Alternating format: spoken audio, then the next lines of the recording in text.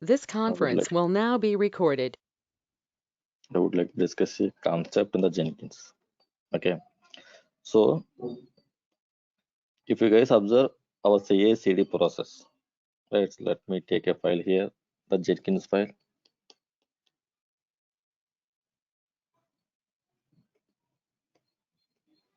Right? This is one of the service members.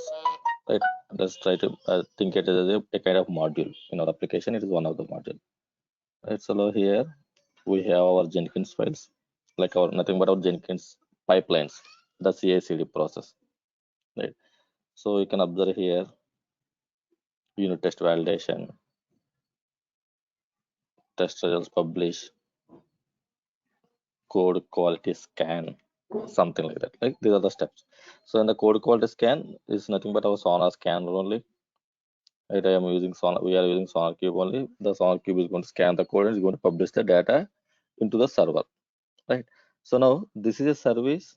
This service will be having some certain steps or nothing but test validation, publish, scanning, code quality check, building the Docker image, image security scan, push the image to ECR, the storage point, and update the bill number, config. These are the Kubernetes stuff.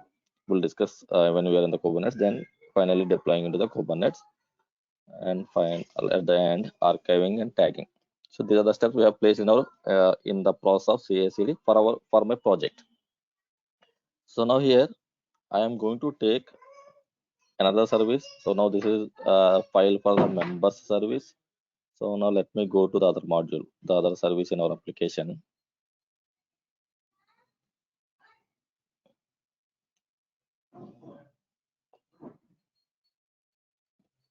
Let's take permissions, authentication, right? So when you are trying to log into the page, it has to be authenticated. So this authentication will be performed under the permission service. And if I go to the Jenkins file again here, we are going to see the same steps: test validation, publishing, building, something like scanning. Same steps we are going to observe. So now here, whatever the steps we are having, suppose if I take the code quality step, the Sonar Cube step, right? So it will be the remain same in every service. Remain same in the sense the command, the whatever the command we have placed it here, it will be the same only. Just the service name is going to change because we want to see the data on the dashboard of the SonarQube. It is going to change. The rest of the part will be remain same, no difference for every service. Right. So now here, what we can do here is we can minimize the steps in the file so that we don't require to place the steps in each and every file, something like this. If I have 100 services as an example, 100 services are there in my application. For each service, we are going to place the Jenkins file. Each file will be having the same step, means in 100 files, 100 times we are going to place the same step, just a change of the service name. Right. So now here, the whatever the repetitive steps are there in the files, those steps can be avoided. Nothing but you don't require to put the steps again and again. Simply place the step in a file in a location, then call it wherever you want, like the functions concept in a programming languages. That usually, right? So there is a function called sum. Some code will be written by someone. Sum means the adding of two numbers or more than two numbers, right? So the code will be written by someone. They have placed the function in a library, some in a module or somewhere. We are trying to import the sum into our code by calling the sum function. The same concept here also. In our Jenkins also, we can achieve the same concept. Nothing but whatever the repetitive codes are there, those can be placed in an area or in a location. From that location, we can call it. Right? That's what we are going to call as shared libraries in the Jenkins. Shared libraries. Right? So it's like a heads up for you, means if you guys are having time, just to try to understand the shared libraries, and if you understand, try to convert any one of the means convert the code into the shared library. Nothing but place the code in some location, calling, right? So I will share you the links, guys. So recently people are asking about the shared libraries. Actually, the shared libraries are nothing but placing the code in a location Then from that location, you are going to call the code, right? So now if you take a function, right, it's the same concept of functions, right? The functions will be having the inputs. If I'm going to call the sum function, I'm going to call the sum, and here I'm going to pass the parameter something like that, sum of 10 comma 20. Then I will get the output of 30. Next time when I'm going to call the sum function, then I'm going to give 2 comma 3 something. Then I'm going to get the output, right? So now here our inputs are changing, then but in the background the logic will remain the same. So likewise, we are going to write our code something like that. What we are going to receive, we are going to send an input to your function, nothing but your Jenkins pipeline code. Then it will take the input and you're going to apply that input and it's going to give you the results. As an example, if I'm going to check the code quality steps will remain the same. Just a required input of the name of the service. The name of the service. This is input required for me. Right, so now here when I'm going to call this function, nothing but the suppose code quality function I'm going to call, then in the function I'm going to pass the parameter as a service name. Now I will take the parameter service name, then I'm going to put it here, then I'm going to execute the code, then simply it will give the output with that name. So like that. Right, so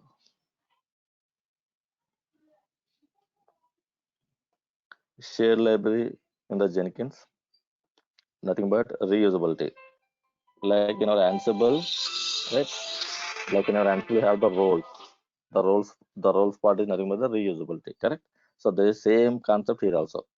So right, so now here you can use the reusing of Jenkins, nothing but we can have the code in a place. So now the code can be like this. The code can be placed in a repositories, nothing but in our GitHub. In our GitHub, we can create a repository. In the repository, we can place. Right, just I'm going to give you like how it's going to work. You guys go through it and practice it. Even I to see this one actually how it's going to work. But the concept is simple. I don't see any complexity in this concept. So right, so here in the repository, we are going to create some folders like vars and functions, something like that. In the vars, we are going to place our code, nothing but whatever the modules or whatever the steps you want to use it, those will be placed in a file, something like this. Then here, if I go down, let me show you something like this. So this is the folder in my repository. Under the vars folder, I'm going to place the Groovy files, nothing but my code, whatever I want to reuse. So then this will be called like the code block. Suppose if I take an example of say hello.groovy. Say hello.groovy is a file. In the file, this is the code he placed as an example. Now here we are going to place our SonarQube code quality step or something, whatever the step I want to place it. So now this is the code block for the file. Then in my Jenkins, in our Jenkins pipeline, we are going to call the function name something like that. Say hello Dave. Right. So now usually Dave is the input for my function. So now if I go to my function here, right, so say the name. So whatever the input I'm passing there, it will be displayed say hello the Dave. If I'm not passing anything, it's going to display hello human, like that, like a simple function, something like this. Right. So now here, when I'm going to use, simply we're going to call the function. So likewise, we can convert the code into the functions. Then functions can be called in any pipeline. It's a very good concept now, Jenkins. Nothing but the shared libraries. Right. So here, if we are using the declarative pipelines, like whatever we have seen, in that this is the syntax for the declarative pipeline. This is for the syntax of Groovy pipeline. Right. So I will share these links to you guys. So now here, this is the repository. I think yes, this is the repository which he is trying to explain. So now here, he created a repository with some name, pipeline library demo. Then under that, he created a vars folder. Under the vars folder, whatever the code block I want to reuse, the code block will be placed as a Groovy files .groovy.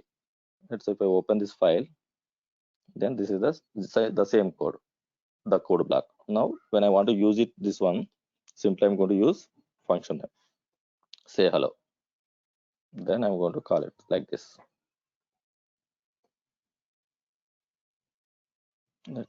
So say hello, or what are the function name we have, and the argument. If I'm having any arguments, I can pass the arguments also.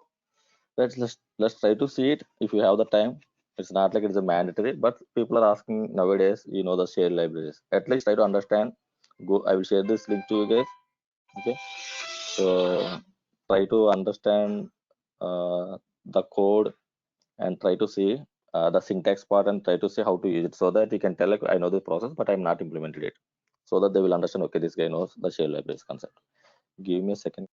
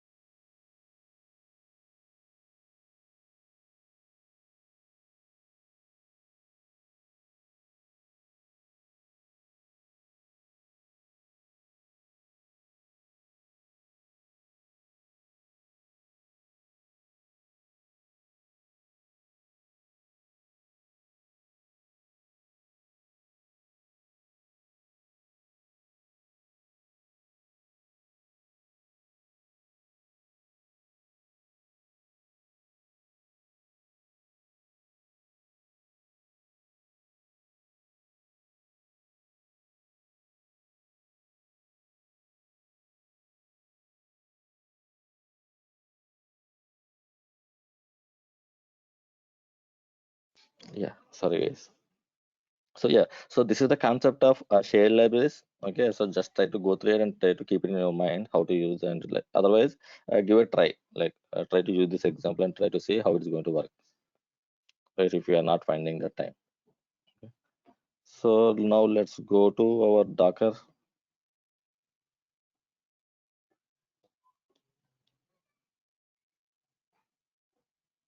Right. So any doubts from the Docker side, guys? Are you practicing or not? I don't know. If you guys are having any doubts, let me know. Otherwise, I'm going to start our class.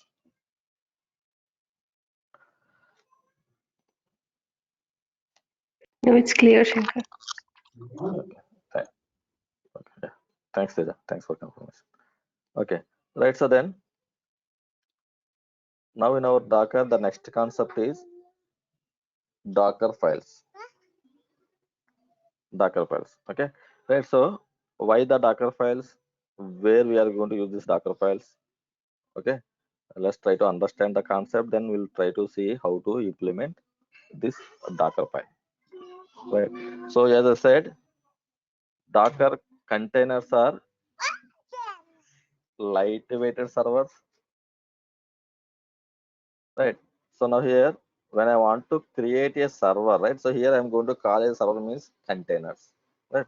So now when I want to have a Docker container, right? So now the container requires an input, right? When I'm going to create a server means the server requires an input. Like if I want to create a AWS EC2 instance, the instance requires an input of Amazon Mission Image, AMI, correct? So likewise, for our Docker containers, requires Docker images. Right. So with this, right? So now, so this is the image. One second here.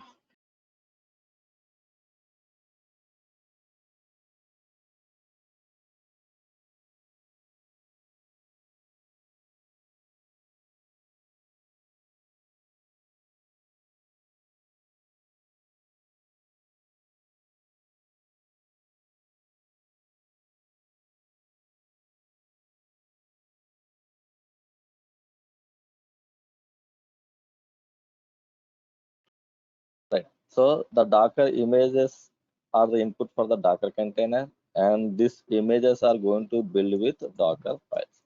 Simple. That's it. So this is the architecture or something behind the Docker containers. Right. The server required an OS. The OS is nothing but the images. The images are going to build with the Docker files. Right. So now here we have a community. The community is nothing but Docker Hub. Like for our Ansible, we have a community called Galaxy, right? So to get the roles. Likewise, we have a community from the Docker side is hub.docker.com. Right, already we have discussed about this Docker Hub. Right. So there you can find n number of images. Right. So now whatever the server, again the server means the container we want to create, the container requires an input. The input called image. The images you can find from the Docker Hub, nothing but the storage location. Right. So now when I want to build a Jenkins image, right? So here I can find for the Jenkins. Now it is going to display the Jenkins images. Like the same Galaxy concept, no difference. Right. So likewise, you can take the images from the Docker Hub and you can build the servers. That is fine.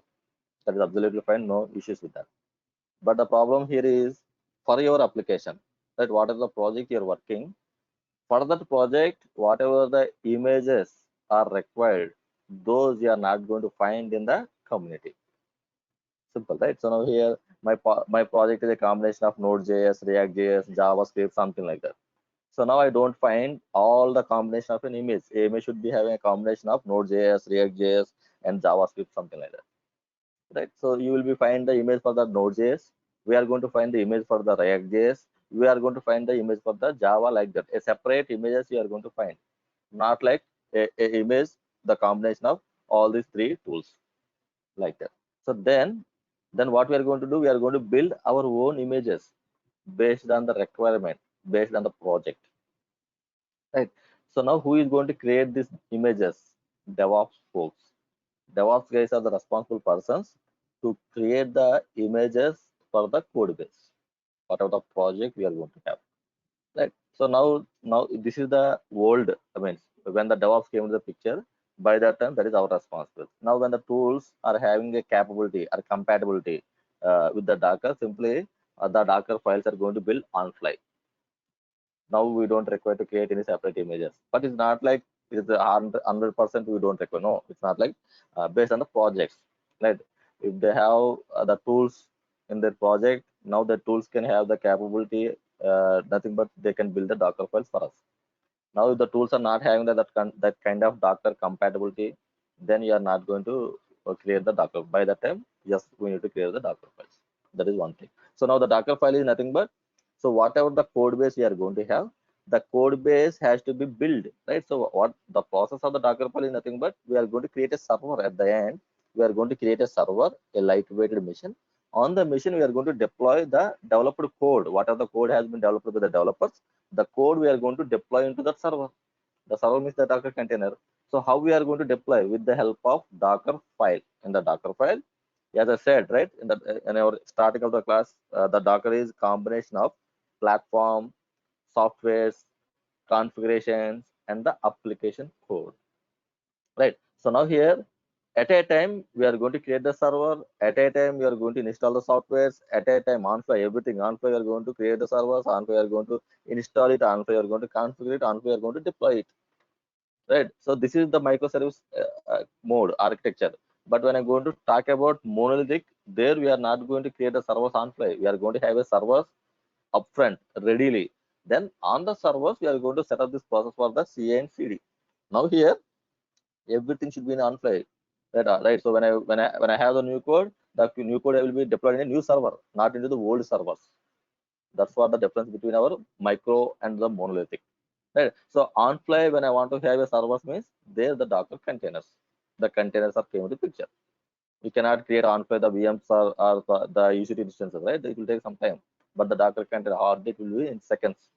You can launch a mission, right? So that's what the advantage of the Docker then, right? So now here the files, right? Now here if there are tools are available with the IDEs, right? IDEs is nothing but if I'm going to work with the .NET project, Visual Studio is the IDE. If I'm working with the Java, Eclipse is the IDE. If I'm going to work with the Python, PyCharm is an IDE like that. For the respective languages, they are going to have the respective IDEs. Now, if the IDEs have compatibility with the Docker, then the Docker files building is very easy. So if I have the Visual Studio with me, I will show you that one also.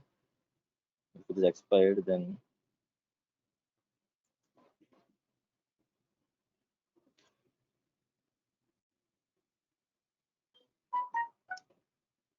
earlier we don't have this compatibility with the IDEs. By that time, DevOps folks are the responsible persons to create these images, Docker files. I mean to say, but now once we got the extensions, the tools with the IDEs, then automatically these tools are taking care of creation of Docker files. But anyway, understanding is very important, even they are creating or not. But at some point of time, we are going to face these problems. Nothing but creation of our own Docker files.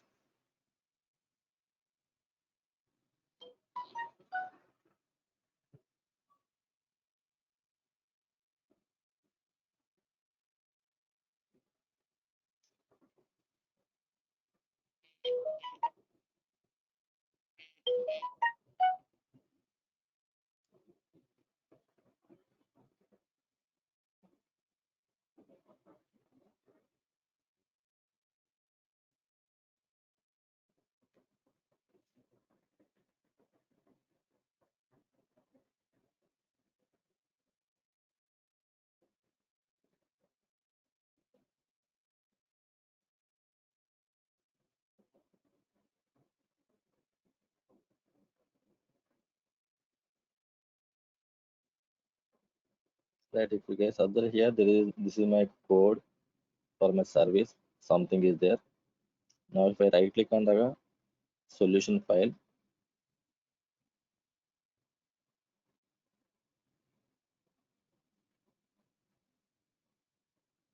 so here this is the Docker support. We can observe here. And somewhere it will show us.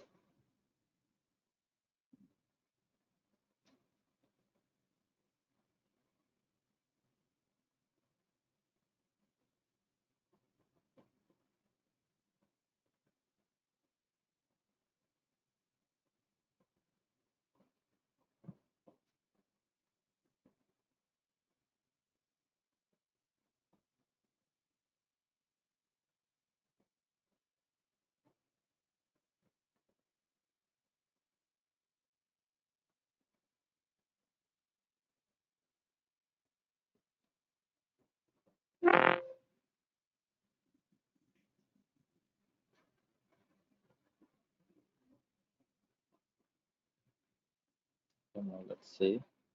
I have added the Docker support.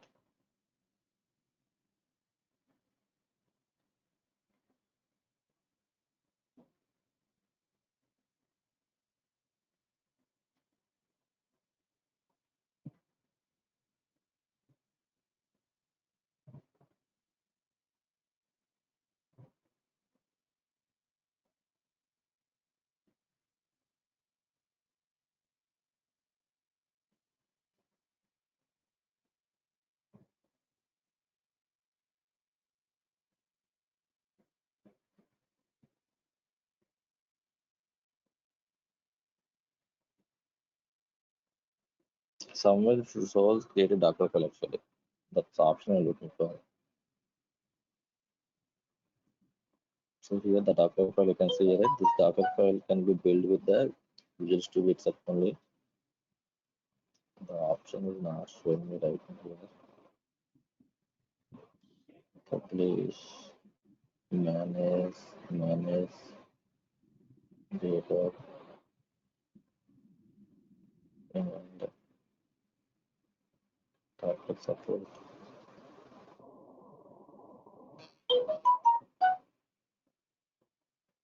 Setting.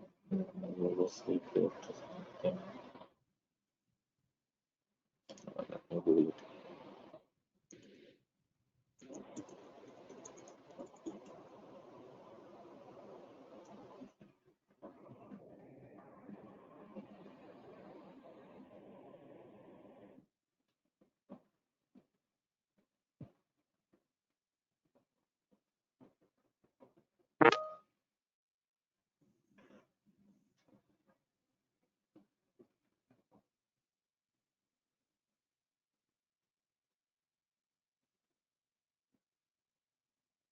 Application. We are enable Docker support. Then on the projects here, you can build the Docker file and the solution explorer.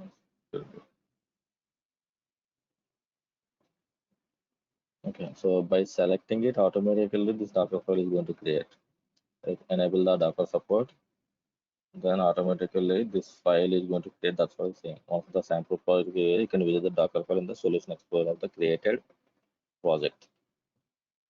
That's automatically this your tool when I given the support of means when the plugin is extended, I mean say installed, then automatically the Docker file is going to create. That's what he's saying. And that's what nothing but here I can see the Docker file also. But anyway, this is nothing but the tool stuff, okay, which we are not going to bother about it. So this is not our job also, right? But yes, the developers like these tools have the capability of they can create the Docker files for us, which we don't require to create separately. But as I said, if the tools are not having the capability, then yes, we are going to create these Docker files, whatever we are having right now, right? So now let's try to understand how to create the Docker files. Right. So now the Docker file, like our Jenkins, we are having different sections. Right? If I want to create a Jenkins pipeline, right, I'm going to use the sections of the Jenkins file. Right? The first one is nothing but you are going to place pipeline, then followed by agent, then followed by you are going to mention the stages inside the stages. You are going to place the stage inside the stage. You are going to have the task. Correct. So likewise, the syntax will be there for the Jenkins pipeline. In the same fashion, when we are going to create a Docker images, which we are going to use the Docker file as input, the Docker file is also having some different sections which we need to follow. Right. So now let's try to understand the sections of the Docker file. Then we'll see the examples. So now here in the Docker file, right, the name of the Docker file should be something like this: Docker file only. You should not change any name, Docker file, something like that. Right? It's going to take the Docker file only from the repository. So then in the Docker file, the first part will be the from, right? So as I said, our Docker containers or our Docker is a pack of the platform, right? So now here, what is the platform which you want to build your code or which you want to deploy your code, right? So which platform you want to choose? That's what the from section. Suppose I want to have a Linux mission, a Linux server. There I want to do some practice. That's it. I don't want to build anything. I don't want to deploy anything. So now in the from section, I'm going to tell Ubuntu. Simple. So now what the container will do, once the a server, a new mission, nothing but a new container is going to create with the Linux OS. Right. So now here I want to build my Java code and I want to deploy into our Tomcat or something. Right. So now here there are two things. One is you want to build the Java code and you want to deploy into Nginx or Tomcat. Right. So now in the Docker file you are going to take the platform. Right. The first one will be the Java platform. Right. So the Java compatibility should be there. So then On the Java platform, you are going to take the installation of the Tomcat and other stuff, because you are not going to find Tomcat along with the Java. If you find a image for the Tomcat along with the Java, then the particular image has to be taken from the community. Otherwise, take the one like a Java or Tomcat, then install the other one. Right? Likewise, right? So if I take the AWS AMI, a plain mission, correct? On the mission, we are not finding any Jenkins or any Git. What we are doing here is taking the image. With the image, we are creating an instance. Now we are going to connect to the instance, and we are going to install the required softwares like the Jenkins, Tomcat, whatever it may be. Likewise, for the Docker also, if you are not finding the complete package, then we will take at least one from the package. We will take at least one platform. Then on top of the platform, you are going to install whatever we are looking for. Right? So not manually we are going to install like our ACT instance. Simply, we are going to install with the creation of the container. That's what the Docker file is. We'll see how to do that. So now here, the from is the section. The first place of the Docker file is nothing but which platform you want to take. Then the from you are going to tell. Right. So now here as an example, you can see here from, then the image name. Image is nothing but your OS information or other stuff. Then we have a second section called maintainer. This is just for the information sake. Like if someone is trying to go through my Docker file, then they will understand, okay, this guy implemented this Docker file. The maintainer information, others name. Then run, one of the very very important in our Docker file. So whatever the tasks which we want to execute on the Docker container, those will be from the run section only. Right. A simple example, I want to create a file in my Docker container. Right. So here in my Docker container is nothing but when the container is created. So in the container, some set of directories and place I want, some set of directories and files I want to create. So how we are going to tell in your Docker file that a file, set of files, or a file or a directory which you want to create. So that will be taken care by the run in the Docker file. In the run, I'm going to tell create a file or create a directory or copy the stuff or something, whatever the commands which you want to execute, that will be from the run section only in the Docker file. So then we'll be having a concept called users, right? So now here, if you want to perform these operations, right, the operations are nothing but the installations or creation or removal or deletions, whatever it may be. So whatever the operations which you want to perform on the from the Docker file. So if you want to allocate, if you want to give permissions to the user, means a particular user you want to do, then you can give the user information, something like that. Username or user ID also can give it. User ID or username, anything is fine. Like root, like Shankar, like DevOps, like Jenkins, whatever it may be, the user. And the volumes, right? We know what is a volume here, right? Volume is a storage location so that you can maintain the state of the containers, because containers are stateless, right? When you want to maintain the state means you have to create a volumes. We have seen that part also, right? So with the Docker file, whatever the containers you are going to create, the container should have a mounting point. Otherwise, what will happen if the container, if I lose the container, automatically I'm going to lose the content also, right? So now here I'm not going to mention explicitly nothing but mount this volume to the container. Everything should be from the Docker file only. You should not do any kind of manual steps after the container is created, right? So now here, that is the reason we are going to place each and every step in the Docker file. So now here in my Docker file, when the container is going to create, I'm going to tell mount this volume to the Docker container automatically, right? So that if the container, if I lose the container, when the new container is going to create with the Docker file, automatically the mount will be happen with the help of volume option, right? So now volume is the section in the Docker file. So now here you're going to tell something like that, volume which you want to mount it. Right? As an example, my files or something. Then env, right? So now my Docker requires the configurations. The configuration nothing but my environment variables, right? We have seen the environment variables also, hyphen e, hyphen env, or hyphen env hyphen files in our previous class, right? So now those are explicitly passing with the container by using the run command. So now whatever the options we have seen, those options we are going to place in the Docker file. Simple, right? Earlier we are while creating the container, we have passed these options, mounting the volume, passing the input environment variable, something like that. So now here I am going to place each and every one in the Docker file itself only. So now here, if any environment variables you want to pass to the container, that is nothing but the env section in the Docker file, right? So now here you can see env and the key, right? The variable name and the value, something like this. So then we have a section called entry point, right? So now the entry point is nothing but when the Docker container is going to create, right? So now here, as I said, Docker containers is a package, platform, softwares, configurations, and the deployment application code. So now here, when the Docker container is going to create, nothing but the image is going to build, right? Because the image is the input for the Docker container. So now the image will be built with the help of Docker file. So when the image is going to build with the help of Docker file, whatever the sections we have mentioned in the Docker file, those will be executed like users, volumes, env, from something like that. When comes to the entry point, it is going to run while the container is going to create. While when the Docker image is going to build, by that time whatever the sections are there, those will be executed.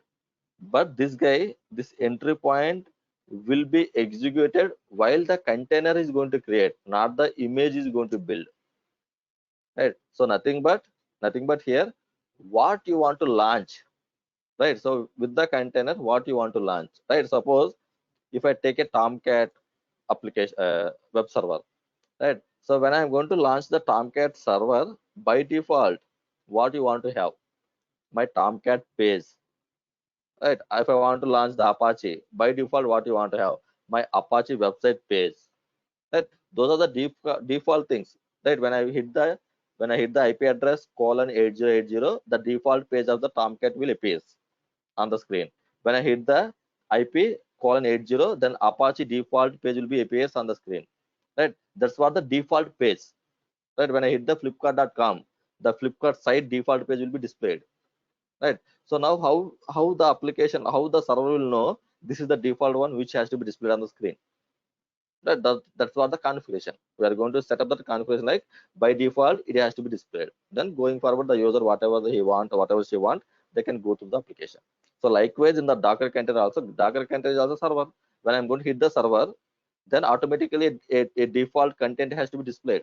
So where we are going to configure the default content should be displayed. That's what the entry point, right? So entry point is nothing but which is going to run while creating the container, nothing but what you want to display on the screen as a default when I'm going to hit the server. That's what the entry point, right? So now in the entry point, we can run the commands also. That's what CMD, right? So by default, what you want to launch when the container is created, by default, what you want to launch is nothing but the entry point. In the entry point, if you want to execute any commands, that's what the CMD, like this. So now here entry point echo, some echo means a display message, right? So in the CMD, I'm going to tell echo means display message. Now what you want to display message? I want to execute a command called hello Docker. This message I want to display. A simple example like that, right? So this is an entry question for us. What is an entry point? What is an CMD? They will ask. You have to tell these 2 points. One is at the time of container created, which you want to launch or which you want to execute. That will be nothing but the entry point, right? At the time of container creation. At the time of image build, the other sections will be executed, but the entry point will be executed at the time of container creation. The entry point is nothing but which you want to launch as a default. That's what the entry point. If you want to execute any commands in the entry point, the CMD which we are going to use. That's it. So then the expose is the other part in the Docker file. The expose is nothing but, right? So in the outer world, right, into the outer world, when I want to access that application, right? If I take an AWS instance, correct? So if I take an AWS instance, suppose on this instance I have installed Apache. So when I want to launch the Apache, what we are going to do? We are going to take the public IP of this machine. Then we are going to hit that public IP on the browser, like this, correct? So when I hit the browser, if Apache is installed, I will see the default page. When we are going to see, once we are going to allow the 80 port number in the security group section, correct? In the security group section, I need to allow the port 80. Otherwise, I cannot access that particular Apache or the particular application. So likewise, whatever the containers are get created, when I want to access the applications or the services inside the container into the outer world, means from the browser. From the browser, when I want to access it, then I need the authentication. I need the authorization, right? So that's what the port expose. So now, otherwise, what will happen? Containers are default to the local only. Inside the server where the containers are created, that can be accessed from the server itself only, if you cannot access from the outside, from the internet, from the browser. So when I want to access from the outside, you need to expose it. The port number has to be exposed. That's what we have seen -p option. In our previous class, we have seen the -p, nothing but the port expose, right? So the container will be having a port that I want to expose in the outer world. For that, I'm going to create a new port. So now we are going to match it. We are going to map it. So now in the Docker file, the port expose option, which we are going to mention with the help of expose section. Then add is a section in the Docker file. The add purpose is like when I want to copy the content from a local machine to local means where the Docker is running, right? So now here my Docker is running on this Docker instance. From this Docker instance to Docker container, what are the container I'm going to create inside this machine? Now I want to copy the content between my Docker instance. That means Docker instance means wherever the Docker is installed, from that server to Docker container, whatever the new container I'm going to create, from the Docker container to the server, the Docker host mission. If you want to exchange the data between the container and the host mission, right? Exchange means the copy stuff, right? So now, which you can do with the help of Docker add. Docker add is nothing but copying the content between your Docker host mission to the Docker containers. So now this Docker add is having one more advantage. It's just not only copying the content, it will also use for to download the content from the internet also, right? In our Ansible, we have a module called get underscore URL, right? If you guys remember or not, that get underscore URL is the module which is going to use it for to download the content from the internet to your Ansible control machine or Ansible remote servers.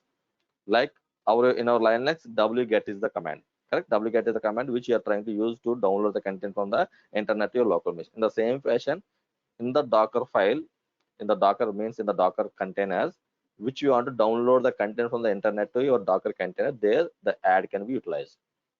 Now add can be utilized in two ways. One is to copy the content between the Docker host to the Docker container, and downloading the content from the internet to the Docker container. So now this is what the question, one more question from the Docker side. What is the difference between Docker copy and the Docker add? We have one more section called copy, which I have not placed in this slide, but yes, we have one more section called copy, COPY. The copy concept is nothing but simply is going to copy the content between the Docker host mission to the Docker containers. But the Docker add, apart from the copy, it will take care of the downloading the content. That's what the difference between the copy and add. So then,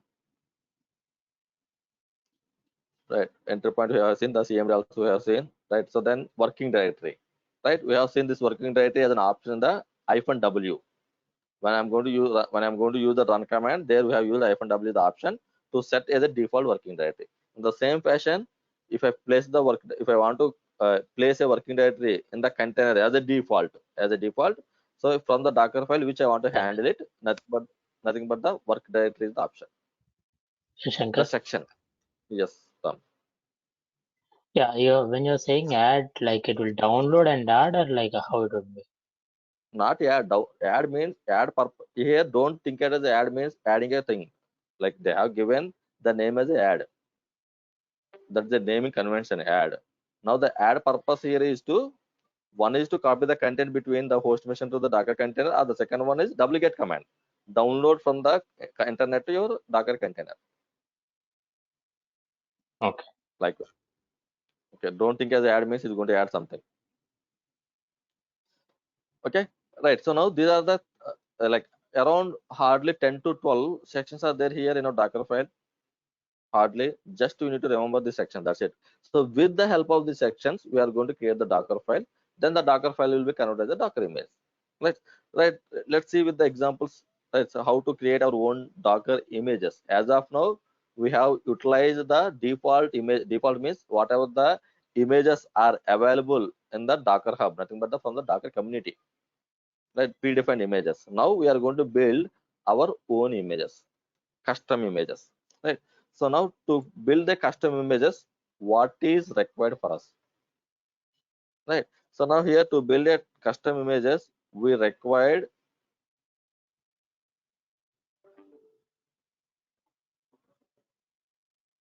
right. So if you want to create a custom image, required Docker file and your code. Right. So the code is nothing but your deployment code, application code, developer code. Again here, I am telling you guys, the usually the Docker containers which we are going to use is to maintain the microservices. When I'm going to call as a microservice means in the entire application will be divided into pieces. The piece we are going to call as a modular service. Now each module will be having their own repositories, GitHub repositories. Now when the code is pushed to the particular repository, you have to take the code from the repository and build it and deploy it. Build it and deploy it. So that's what the code here, my code means. Right. So now here, if I want to create a plain Linux machine, by that time I don't require the code. Correct? Right. Linux don't require any code. Just Linux require an image.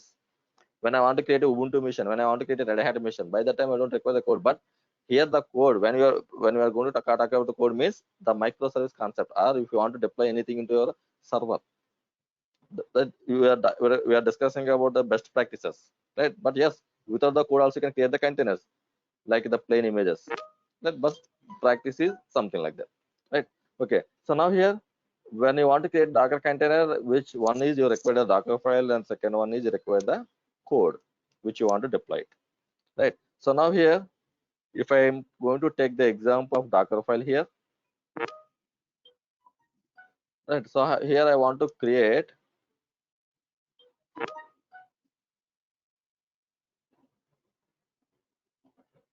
okay. So now here, so here I'm going to create a Docker file and I'm going to place my code, and with the code I'm going to build the image and I'm going to create a container, right? So let's see. Let's go and see how to build it with the simple example. Then we'll see some more examples on the Docker side. So let me go and connect.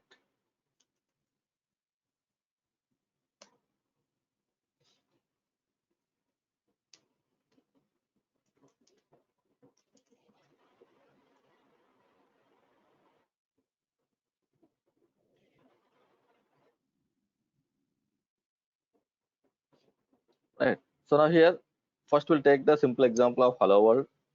Then we'll see the Apache stuff.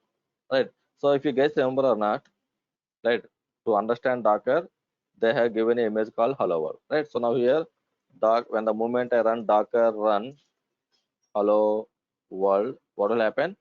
It will try to search for this image in this mission, right, locally.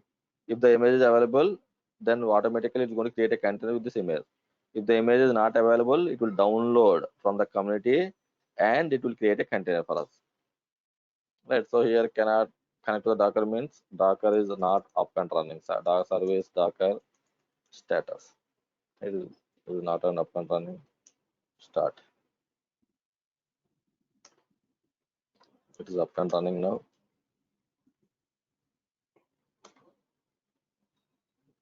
Like it is unable to find the image local, then it pulled out, then it created a container for me. You know this, you have already seen the steps. So now here, if you guys observe, the output of this hello world image is a message hello from Docker, a display message, right? So how this display message means how this is going to happen means they have created Docker image, correct? So they have created Docker image. Inside the Docker image, they have placed this code of execute a code. A code means it can be a Java code, it can be a Python code, it can be some other language code. Inside the image, we don't know, right? Because we are not the one which the image was built. right? So now here we can assume like this, right? So when I'm going to create a container for the hello world image, now this hello world image will be having a steps of take the platform. Suppose if I think about, if I'm going to assume this code is a Java code, then what I can assume here is I will take a Java platform first from Java. So then I'm going to have my Java file. So the Java file is nothing but when I'm going to execute the Java file, which is going to display a message for me. Suppose if I'm going to take the Linux here, right? So if I'm going to take the Linux, if I want to display a message, then what I will do, echo hello guys, correct? It will display a message for me, right? So now here this should be happen when I'm going to run docker run hello guys. Suppose this is an image, if I'm going to consider that. So now when I'm going to create a container hello guys, then automatically a message should be displayed, something like that. So for that, what I need to do, I have to create a image. In the image, I have to take a platform because, right? So not the because I have to take a platform of Linux because I want to run echo command. Now I will take it from Linux, nothing but Ubuntu or Red Hat. Now I am going to use a echo command after the from section, nothing but execute echo hello world. That's it. Then I will create an image. Then when I'm going to create the container, what the container will do, it will try to take the image of my own image. Then inside the image, what is the code is there? Echo message. That message will be displayed. So now the same thing is happening here. So now the same thing happening here means now whatever the image I'm choosing here, hello world, this hello world image is built with some platform called Java or Python or whatever it may be. So now once the platform is ready, means once the environment is ready, now on the environment, we are trying to execute the code. If it is Java code, I'm going to execute the Java file. If it is a Python, I'm going to execute the Python file. Then what I will do in the Java file, I'm going to place a code of display hello world message. Sorry, hello from Docker message in the Java file. Then what I will do, I will take the Java file, I will compile it, I will execute it. If you guys remember our Maven step, right? The Java code is compiled. When I say Maven compile, it will convert the Java files into the class files. Now we are going to use the class files to execute the code. So likewise, the Java process is there, right? So now here the image is having the steps of take the Java platform, Java environment. On the Java environment, whatever the file which you already created, nothing but the Java file, take the application. That's for the code. Take the code, whatever you have, then execute the code. Those steps will be there in the Docker image. So now the same concept, the same thing I'm going to replicate it here. But I will show you how this image are going to build. Right. So for that, what I'm going to do here is I'm going to create a directory,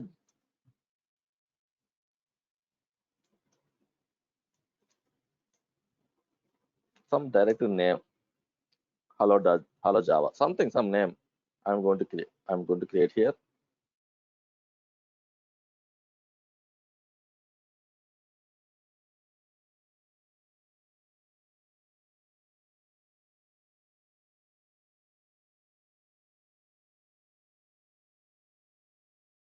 So now here I have created some Java hello, something I have created here.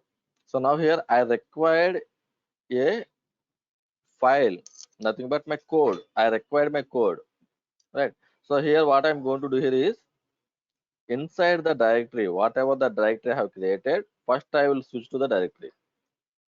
Now inside the directory, I'm going to place my application, nothing but the code, right? So now here vi hello.java. So now here I'm going to place the inside the hello.java file. I'm going to place my application, nothing but the code. Application means my code, my development code. Class hello, a Java code that you don't bother about it how the Java code is there. If you guys understand here is a system SOP. SOP nothing but echo in our Linux echo. Then this is the line which I want to display on the console. This is a Java app /n means go to the next line, and the next line by using Docker. This is the message which I want to display when I'm going to create a container like hello world. Right. So a simple file, a Java file we have created with the message, a display message. right? So now inside my hello Java, I have my code, my development code is ready with the name hello.java. Now the next concept is, if I want to execute this Java file, I require the Java environment. Java environment means Java should be there on the machine, right? So now here I'm going to create a Java container so that the Java is going to support.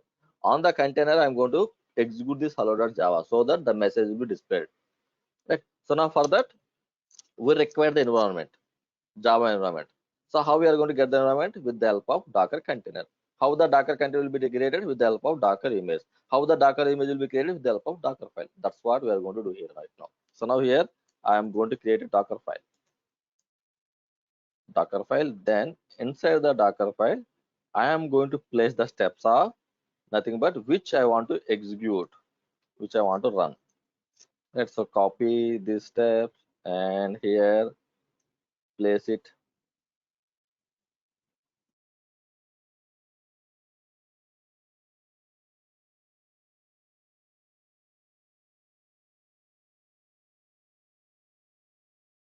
Right. So now here, if you guys observe here, we can see first part from, right? The first part of the Docker file is from nothing but the environment information, the platform. So now here I have mentioned like I require the Java platform because I have a Java file with me. My application is built on Java. I want to execute the Java file.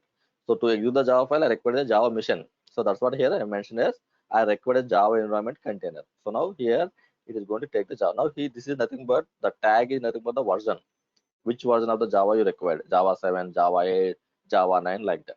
This is the version name.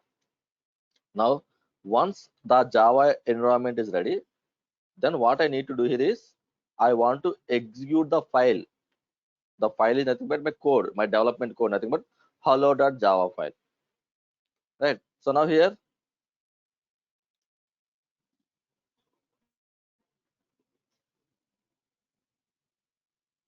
this is my instance, and here I am going to create a Docker container. Right. So now here this container should have the Java. In the container, the Java should be running, then only I can execute my file. So that's what here. Now this container, I want to have a Java. So for that, what I did here is in the Docker file, I mentioned from Java 8 or 9 something, so that it will create a container with the Java. Next, what I need to do in this Java mission, I want to execute my code. My code is nothing but hello.java I want to execute. This is the command. First command will be Java C means compile the code. Java compile hello.java compile it, then execute it. That's what the Java code execution part actually. Right. So now here on this container, I want to execute my file, my developer code hello.java. I want to execute it. So if you want to execute this file means on this server you require this file, otherwise you cannot execute it. So now this is my server. This is my instance where the Docker is running, Docker host. On the Docker host, I have created a container. Means here I have my file. Here I have the file called hello.java in my local machine. Right. So now this file I want to execute inside the container. Means you have to copy this file from here to into the container. Right. How you are going to copy? With the help of copy option or add in the Docker file. So now what the Docker file will do when I say copy, this hello.java file will be copied from the local to your Docker container inside the Docker container. Now once you copy the file into the container, then we are going to run the execution part. Once the file is copied, right? So now here you guys can observe copy dot, right?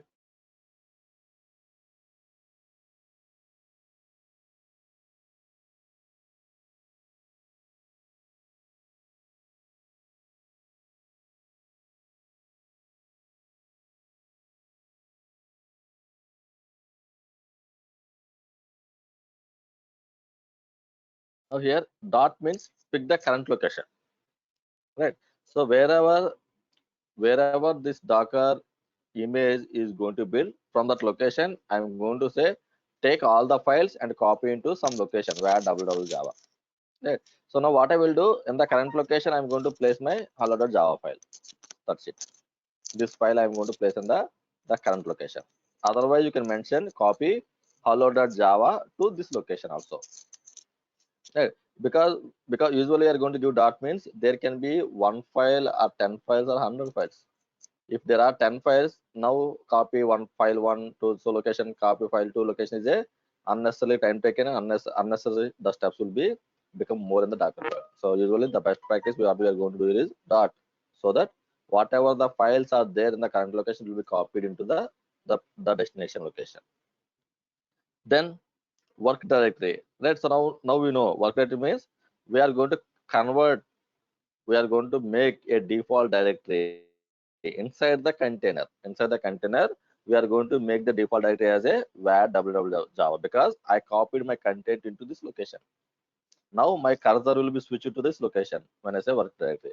So when the cursor is switched to the location, then obviously you are going to see the hello.java file in the location, right? So now I am going to run, right? Run is the one which you are trying to execute the commands in the Docker file, in the Docker container. Right, the Java C. The first one will be the Java C. Right, compile the code. Once you compile the code, you will get the class files. Now we are going to take the class file name to execute the code. So right, so now here I am going to tell the class file name is as hello. Right, hello is the class file name. So now here my command will be Java to execute the Java code. Java then class file name. Usually that's for the Java. Right. So now here these will be executed as part of the image build. While building the Docker image, these steps will be executed, and this guy will be executed at the time of container creation. Default thing. Right, as I said, what you want to launch when the container is created. This is the one. This is the one. Right. So now here, what I'm going to tell, I'm going to tell one when the container is going to created. When the container is created, I'm going to tell execute the class file. Nothing but the display message will be executed on the screen, like the hello world example. The same hello world example, we are going to replicate it here with our own image. These are the steps. Right. So now here, save the file.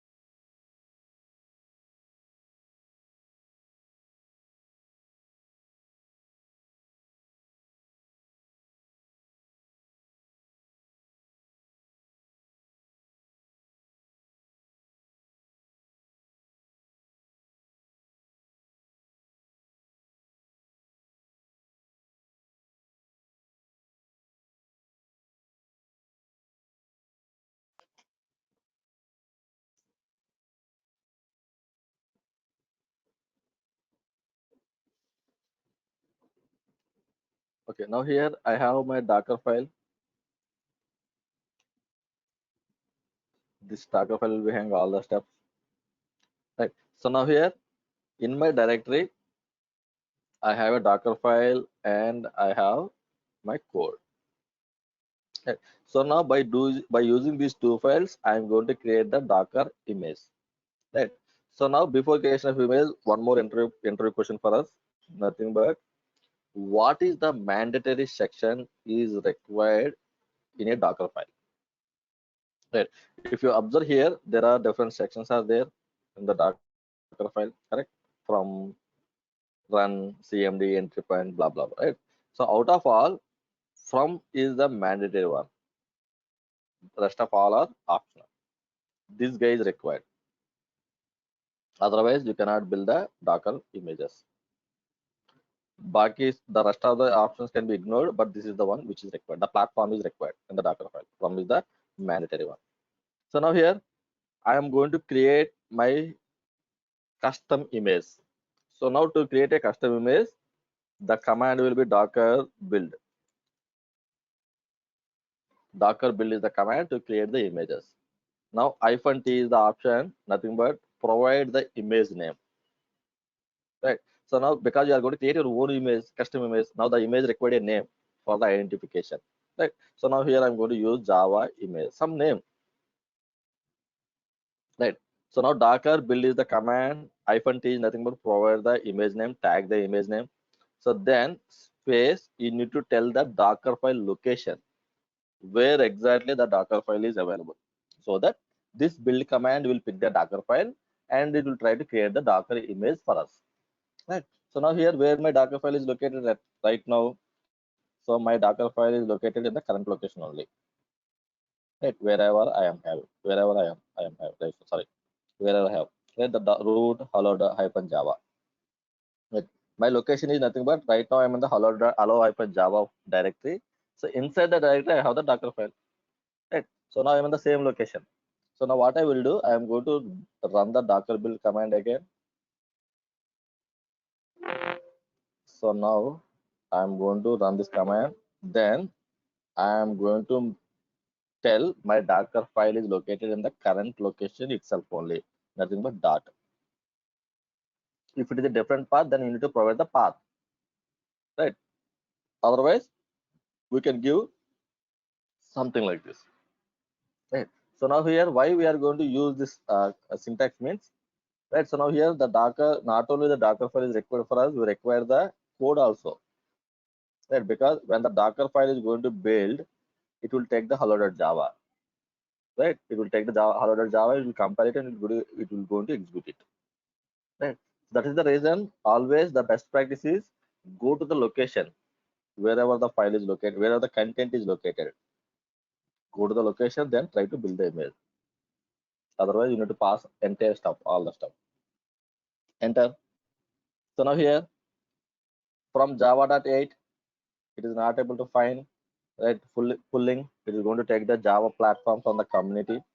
Then once the image will be downloaded, once the image download is done, then it will try to execute the steps from the Docker file. Let's see here. New image is available. Then copy. The first step copy is done. Nothing but the copy dot means my current location. Whatever the current location is having the content. This content. This content dot right. Take that content into var www Java. Now Docker file and hello.java file will be moved, copied to this location. Then the working directory, it will be switch the working directory as a default to var www Java. Then here Java compile. Then this will be stored. It is not going to execute. This will be stored in the image so that when the content is going to create, it is going to execute. Right. So Java compilation done. Then here, right here you can see here the command is stored. Right. So now here whatever the right. So if you guys observe here for each and every step, once the image is downloaded, right. So now for the copy, it created a container. Inside that, it created a container and it's going to execute the step. Then for that, intermediate container, remove the intermediate container. Once the step is done, it's going to remove the intermediate containers. So now for the working directory, inside a container, it created, then it removed. Likewise, it will create the containers. Inside the containers, it's going to execute the steps, then it's going to remove the stuff. Likewise, it's going to happen all the stuff. Then finally, it is going to create an image for us. Right. So now here you can see here Java image is built, which I have given the name Java image. So now here every image will be tagged with some version. Every image will be so that in future you can refer. Okay, version 1 is nothing but so and so changes. Version nothing but maintain the history. Right? Right tag means maintain the history. So now your image also can be tagged so that you can maintain the history. So if I don't mention any tags, any versions, then by default it will pick it as a latest. It will be tagged as the latest. that will be taken care by Docker. Otherwise, we need to provide the version number. We'll see the tagging later. Okay, right, how to tag a version.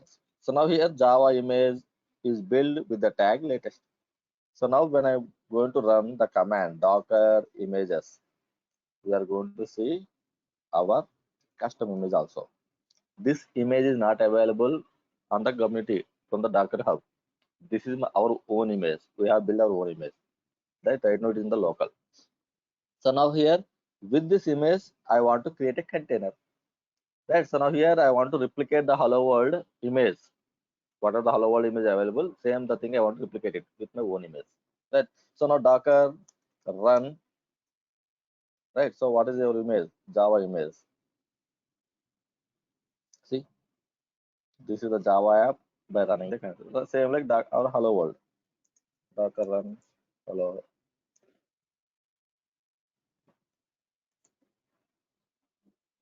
hello from Docker.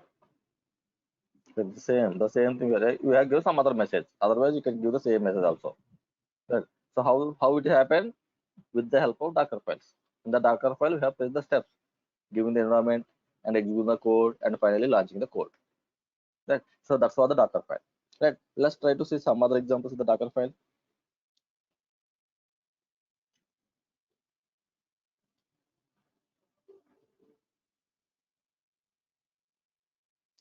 Right. Apache setup. Right. So now I want to launch a simple application on my Apache server. Right. So now here, if I want to launch anything on the Apache, what I need to do here is,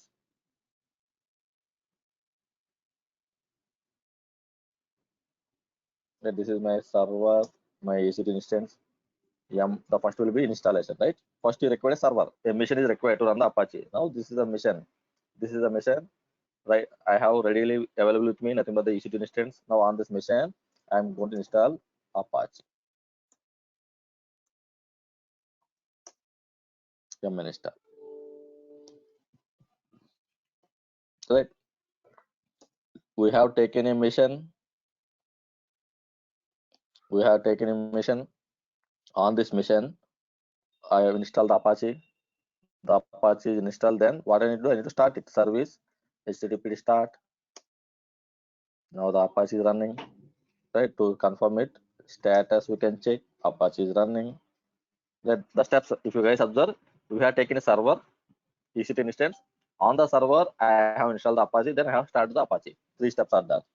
So now here the fourth one is allow the security group, port 80.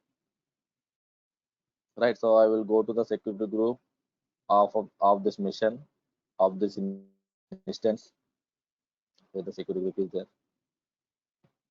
Launch will rate.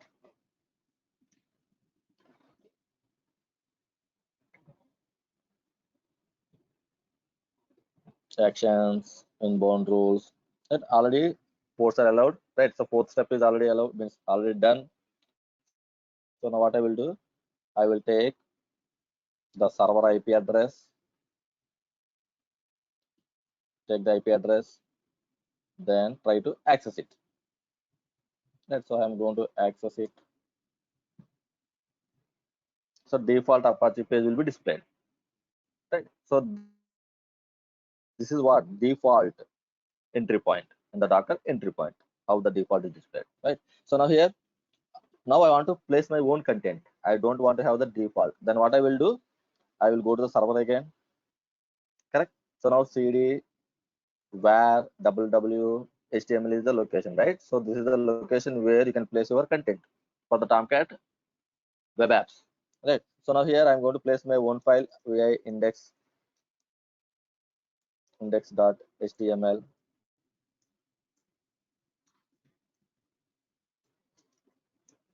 Some message, save it. So now here in the deployment location called where www.html, there I have placed my content. So now here if I go to the page again, then refresh it, it should be reflected with my index.html as of now it is not reflecting. Let's see what happened here. Move capital, change it to index.html. I have modified it to smaller. right? Because the naming convention should be lowercase, right? So now here I can see hello DevOps, right? So now here the steps again. Taking a server, first step, take any EC2 instance. The second step is installation, Apache installation. Third step, Apache started, and the fourth step, places the index.html file, right? So these are the steps we have performed to launch our own application on the Apache server, right? So now here this the same setup I want to do with the containers from the Docker side. Right. So now the first step is create a mission, take a EC2 server. Now here, take the platform, right? Take the environment. What is that? From. In the Docker file, we are going to mention from section. In the from section, we are going to tell take the Apache. That's it. Now image is ready. Server is ready here. EC2 instance here. Container is ready with the from section. Then Apache installation. Right. On the server, I have installed the Apache. Here you don't require the installation because already I have taken the Apache environment. When I got the Apache, I don't require to install Apache anymore, right? So because that is the Apache server, means you can ignore the second step, right? The third step, launch the Apache. Launch means activate the Apache service start. Already Apache is running here. You don't need to activate the Apache one more time. Means third step also can be ignored. And the fourth step, place your application, place your code, nothing but index.html. Yes, here also you require. Otherwise, what will happen? Default will be there. So now here the simple from section. The second one will be deploy your code into where the deployment location called val www.html. That step is required. Right. Now the fifth step is access the Apache from the browser. Means security group from the instance side. Here expose it, right? As I said, containers are default to private. You cannot access from the outer side. So that's what here, what you need to tell, if you want to access the Apache from the outer side, we need to expose it, means assign the port number. So now when I'm going to access it, then I'm going to use that port number to the outer world to access it, right? So now the port expose is required. Three steps are required. That's it to work with Apache from the container side. Right? These are different from the server side to the container side. Let's go and see.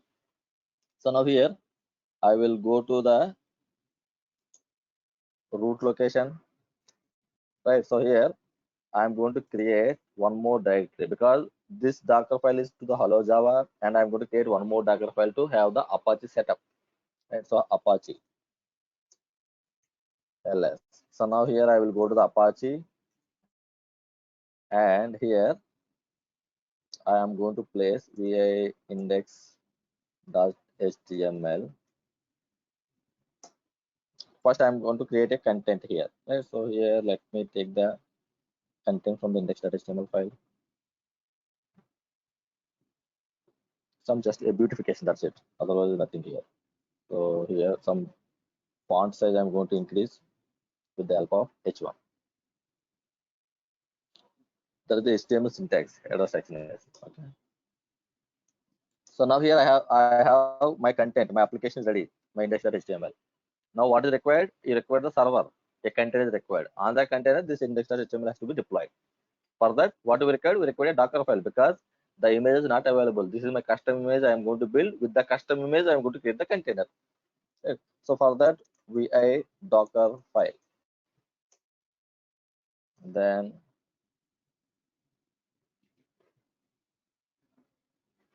I am going to place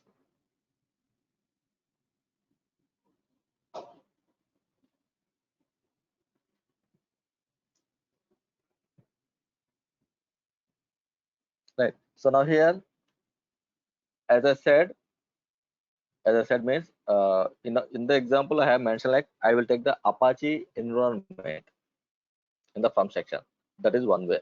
So now this is the other way, nothing but as it is the replication. Take a server, install the Apache, right? Then start the Apache, right? Then deploy the content. The same replica. For the this is the replica first step. Otherwise, what we can do here is you can simply take the Apache image directly. You don't require to take a plain mission and on the mission you install the Apache, something like that. Where the Docker hub.docker.com.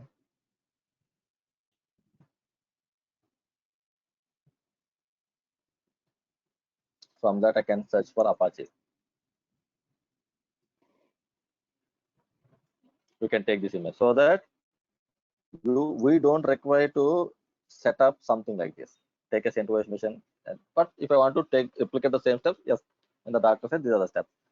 We are going to take the CentOS mission for the example sake. Now we know maintainer, right? Maintainer is an optional. You can provide or not. You can ignore it. Right? For the other people, they can easily understand this guy created this file. Right. So now here, run. Right. Run is going to play a vital role here in our Docker files. Any task, any sections. Section means any commands or anything which you want to execute, the run will be the one. So run here, I'm going to tell Apache installation. Right. So right, add or copy can be used here. Right, because I want to deploy my content, my application. What is the content here? Index.html file. Where you want to deploy? Inside the var www.html location. This is the deployment location of Apache. Right. I want to copy my local file from the Docker host. Right, the file which I want to copy into this location. Right. So now these will be executed as part of the Docker image, and this guy will be executed at the time of container creation.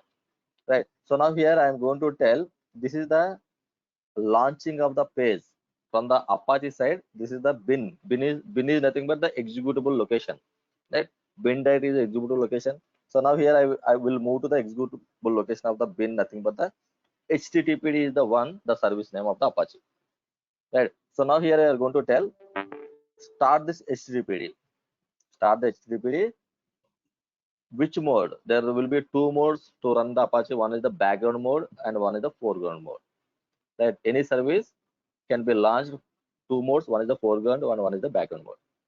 So now here we are going to tell D for daemon run in the which mode you want to run. I want to run in the foreground mode or the background mode.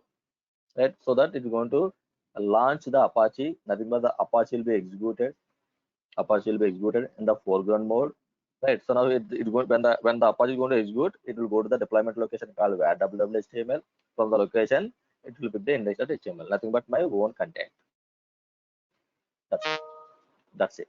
So now once the application is launched, I want to access it.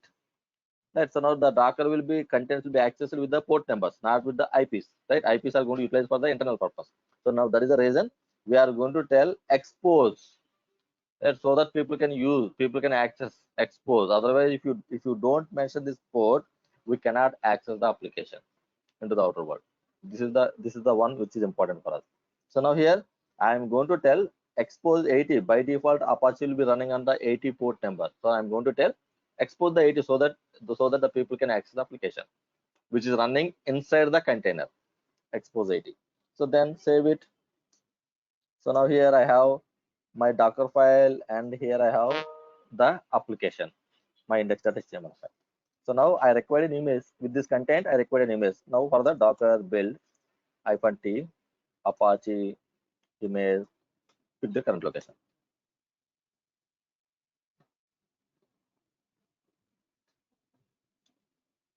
Right. So now here it picked the CentOS image.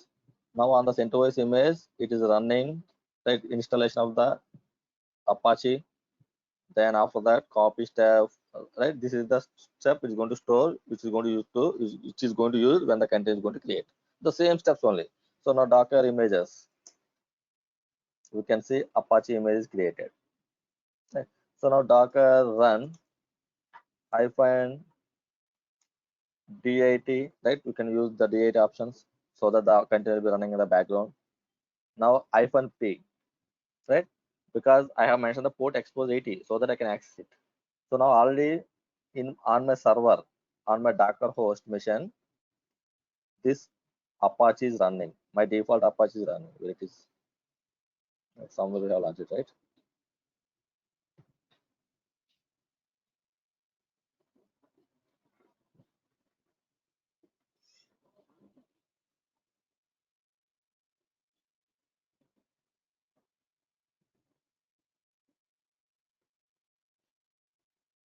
Copy.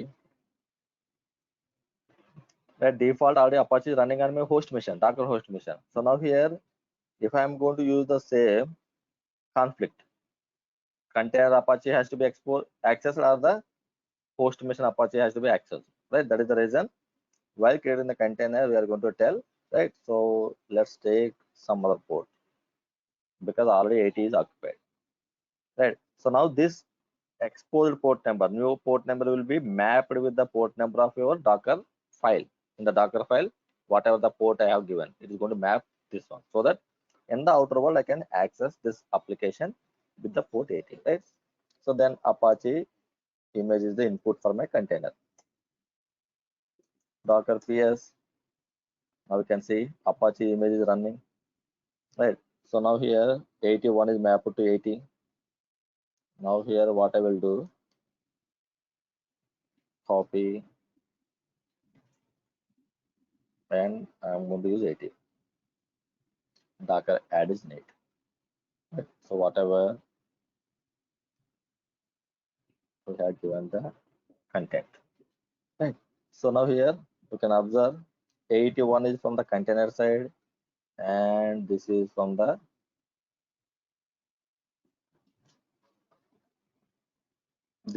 server side, Docker host mission, right? Our EC2 instance, and this is our Docker container 81. Right. So likewise, we can access the applications into the outer world by using the port expose port, exposing the port with the option -p, but that should be mentioned in the Docker file. If you don't mention the expose, we are not going to access. We cannot access the application into the outer world if the expose port is not mentioned in the Docker file. Right, guys? So this is one more example, right, to create our own Docker images. Right. So now here I will show one of my project Docker files, usually how our application are going to build and how the steps will be there in the Docker files, so that we'll have some more understanding on the Docker files. So now this is one of our service.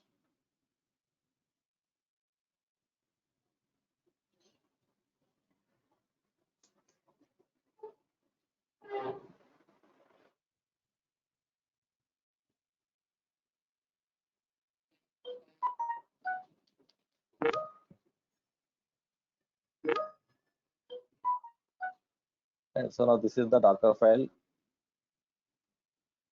from section. Right now we understand what is the from here, right? So now here we are going to mention the from is nothing but the platform, the environment, right? So we said we require the .NET environment, .NET Core, right? So now here this environment is given a alias name of base.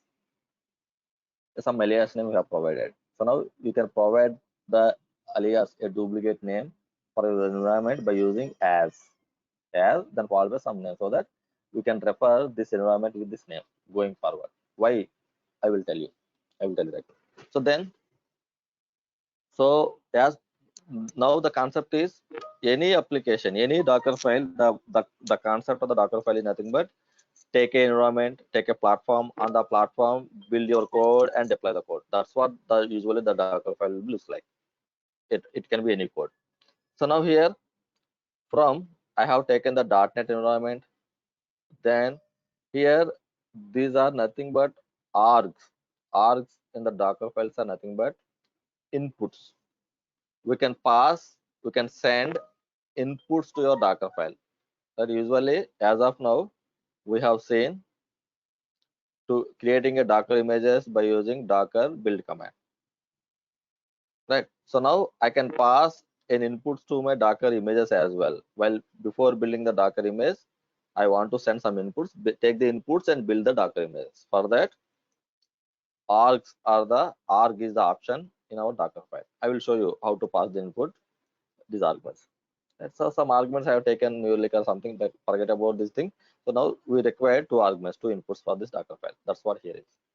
So then env, right? We know env is nothing but configurations of the environment variables, right? So now here some set of environment variables we are configuring here. This is one profiling, profiler, New Relic form, path, something like based on our project.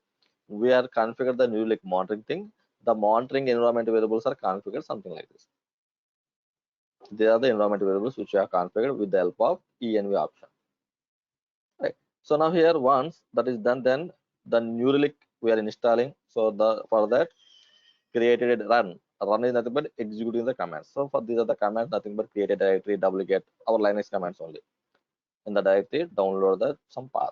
So now this is not related to my application, not at all related to my application. This is related to monitoring stuff. Right. So now this is the core part for the application. Take the application, build the application, and deploy the application. This is for the monitoring section. Right. So now here, let's see here. So now here we are creating a working directory called app. Now we are trying to export this container with the 80 and with the 443. Right. Usually up we are trying to hit the apps with the secure mode called HTTPS, right? With the secure, not the HTTP. Now, when I want to use the HTTPS, means the 440 is the port number. If you are trying to hit the application with the HTTP colon application and then 80, right? So means we are giving an expose, we are giving an options of you can access the application with the HTTP or with the HTTPS. By that time, we are trying to use these options. Now, you don't want to give the access with the HTTP. I want to give only HTTPS. Then only expose port 80, 443, not the 80. Right? We have given both based on the requirement again. So now here,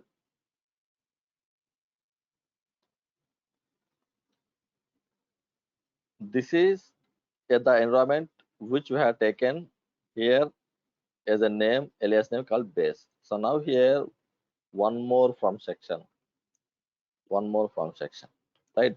So now the part here is the concept here in the Docker file is you can have multiple from sections also, multiple layers. We can have the multiple layers here. Right? Why the multiple layers? I will tell you right now after this one. Right. So now here we are having one more environment called build.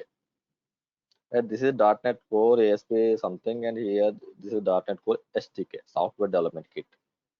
Here ASP.NET something, some image we have taken. Here we have taken some other environment. So then what I am going to do, I am going to copy my entire stuff. Dot to dot. Dot to dot means take the current location content, right? Wherever you are trying to build the Docker image into the current location of the Docker. The current location of Docker is app. Inside the container, the content of the Docker host machine will be copied into the app, right? So now here I will move the API some location. We are moving to the some location. Then these are the steps. Build, right? Like in our Maven, this is the .NET code. That is the reason .NET build we have used.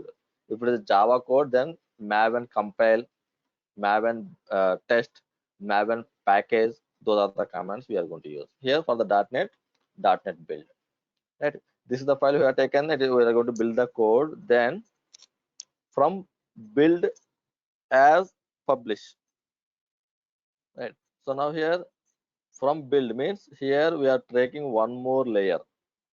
Right. So three layers here right now. One, this is the first layer, and this is the second layer, and this is the third layer. Right. So now in the third layer, what I'm going to tell from build as publish. Build means this is the one. Take the build as a name called publish, alias name. Means the same layer I'm referring here. Some that's it. Instead of giving the entire stuff using the alias name, that's what we have done here. Then is it going to give an alias name publish. So now here in the publish section, whatever the compiled code I got from here, I'm going to publish it. Like Maven compile, then Maven create the package, create package. You can consider the create package. So into where? Into the app. So now here, once the publish artifacts are ready, then one more layer from base as final. Right? What is the base here? This is the base. This is the base. Now this base as taken as a final, last one. Now here on the base, I have taken the app as a default directory. Now here the .dll, that where the .dlls are available from this image, publish. From the publish, take the app directory so that whatever the DLLs are created here in this section, that will be taken. So now here the other layer, referring the other layer inside the current layer. This is the current layer.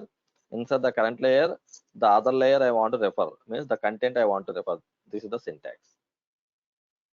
From hyphen from equal to publish means this layer will be pulled out here. This will if I want to refer this layer, then build is the layer name, from equal to build, so that whatever the build is having, suppose this is the one, this step, this content I can take it here. That's what the right. So now here I am going to, this is the my final layer. The final layer is nothing but this environment. Now on this environment, what I am going to do, whatever the artifacts I have created under this layer, the artifacts are stored in this app directory. Under this layer, the artifacts are stored in the app directory. Now what I'm going to tell, take the layer, and inside the layer, whatever the app directory is there, take the app directory content, entire app directory content, copy to where, into my current layer, into my current layer, nothing but the app. The current layer working directory, nothing but app will be copied into the app of this current layer, copy step. Then nothing but in this app, what is going to have, we are going to have the artifacts, nothing but the .dll files. Like for the .NET, the last artifacts will be in the form of .dlls or .exe files. For the Java, we are going to have the var jar files. Yes. Now the publish will be create the artifacts, nothing but the .dll files. The .dll files are copied from this layer to my current layer by using the copy option, by using the from option. Then entry point. Entry point is nothing but what you want to launch as a default with the content, right? So I want to launch the .dll file, my executable file. .NET is the command. Nothing but Java file name, class file name, like what .NET, your .dll file name. Right. So now this is the Docker file which we have created. Then the question is, why these many layers are required? I can take a one layer like with how we have taken so far. On the layer I can build and I can publish and I can execute it. Why should I take all these layers? Right. So here the questions on this Docker file is again, can we use multiple from statements in the Docker file or not? From statements, yes, you can use. Why so? Why should I go for multiple layers? Right. So the thing is security, for the sake of security, and also for the sake of lightweighted containers. Two things here. So when the Docker purpose is the missions are very lightweighted. Right. So on fly, I require a server means your container should be having a size of 1.5 GB, 2.5 GB. If I have that much of size, obviously it is not the containers. Right. So now to make it the lightweighted means what you need to do, you should not take a plain machine. On the machine install everything. Once the installation done, execute means it will become as a server only, an instance only. So then what we are going to do here is, we'll take,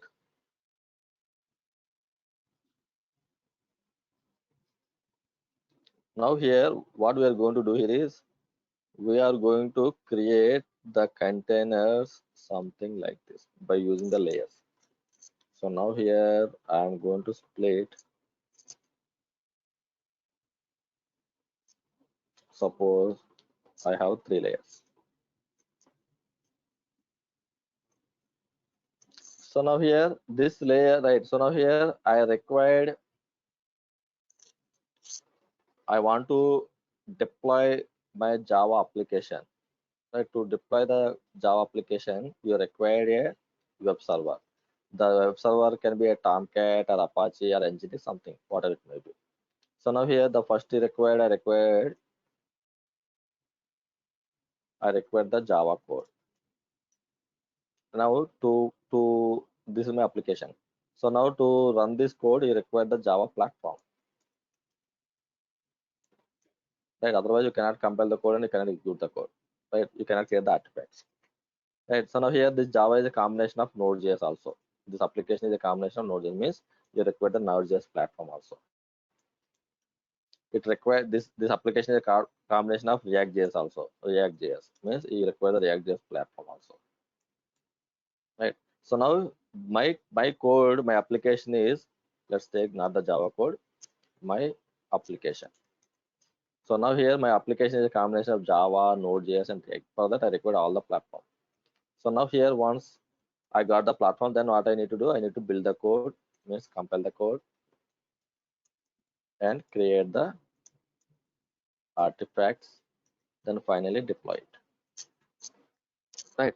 So now here if I take a server, or the server, if I start installing Java, Node.js, React.js, and for the deployment required suppose Tomcat, which you are familiar with. Right? If I start installing all the stuff, now your server size will become some 800 MB. As an example, if I install everything, it's a huge for me. That containers are lightweighted, you should not have the bigger size of containers. Right? So then what we are going to do here is, don't take all the things. Right? You require these platforms to create the artifacts. To create the artifacts, you require the platform. So now for that, what you will do here is, let's take a layer one. On the layer one, take the environments called Java, Node.js, and React.js. Now this layer one is nothing but from section. In the from section, I have take the Java, then I will start install the Node.js, I will start install the React.js. Now this platform I am sorry guys. My platform is a combination of Node.js and Java and React.js. What I will do, either take a Node.js platform or React.js platform or Java platform, then install the other two parts. Or if you have the images available with the combination of three, then take it. However it may be. So then in the second layer, what I will do, I will compile the code and create the artifact. Or in the same layer, on the same layer, you can achieve this one also. It's not like you require a second layer. But as an example, I'm telling you guys. So now here, I have two layers. In the first layer, I have created the environment with the required software and dependencies. Then in the second layer, what I did is, I have compiled my code and created the artifact. Now in the third layer,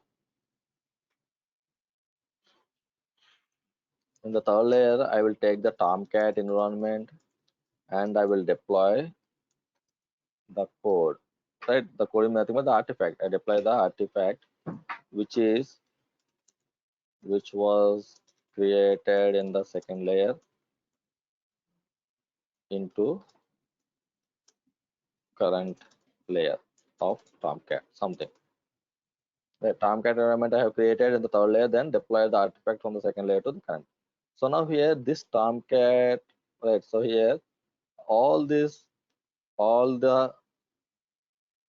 environment total size is 800 MB, and here this guy's size is Tomcat size is 200 MB. So now if I take the entire stuff in a single layer, then total size is 100 MB, means 1 GB is the space, right? So now now the your end goal is launch the application. When the people are trying to hit the server, something like this, they require the application. That's it. In the background, they are not going to bother about it, the Node.js environment or the React.js environment or whatever it may be. How you build the code, how you create the artifact. We are not going to bother about it. I require the application in the browser. That's it. That's what the thing is. So now here, what we'll do. So now here, if I take everything in a single layer, total 1000 GB, 1 GB of space we are going to take to have the container. It is a huge size for the containers, usually 1 GB means. So now what we'll do, we'll build the code, we'll create the artifact on the one layer, and the final layer will deploy it. So now this is what is required for the end users. They don't require this stuff. So now we'll delete this stuff. We'll ignore the stuff. So now final layer will be the size 200 MB. Like that's where the layers comes into the picture. Instead of having multiple layers, divide into sorry, instead of having a single layer, divide into multiple layers, then utilize the layers and ignore the and remove the layers once the job is done. Means automatically your Docker will be removed. Then whatever you have the final layer, something like this, the final layer will be taken. Final one will be the last one which is going to take it. So now this will be considered the size, right? So this is one advantage by taking the layers, having a minimum size of the container. Now the second advantage here is the security, right? So the best part is the security, right? If someone hacked my container, suppose, right? If someone hacked my container, then if I don't maintain the layers, what will happen? If I have only one layer, on the layer I have the environment and I have the code, compile the code, you have the code, means they can utilize, they can take your code, whatever the code you have built it, right? So simple. If I go to the container, if I'm not right, let's see that one also. So if I go to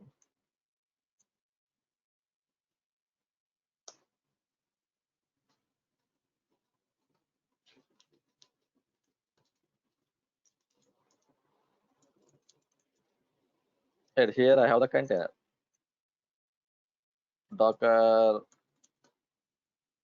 images, Docker run -dit. Suppose if I take the Java image,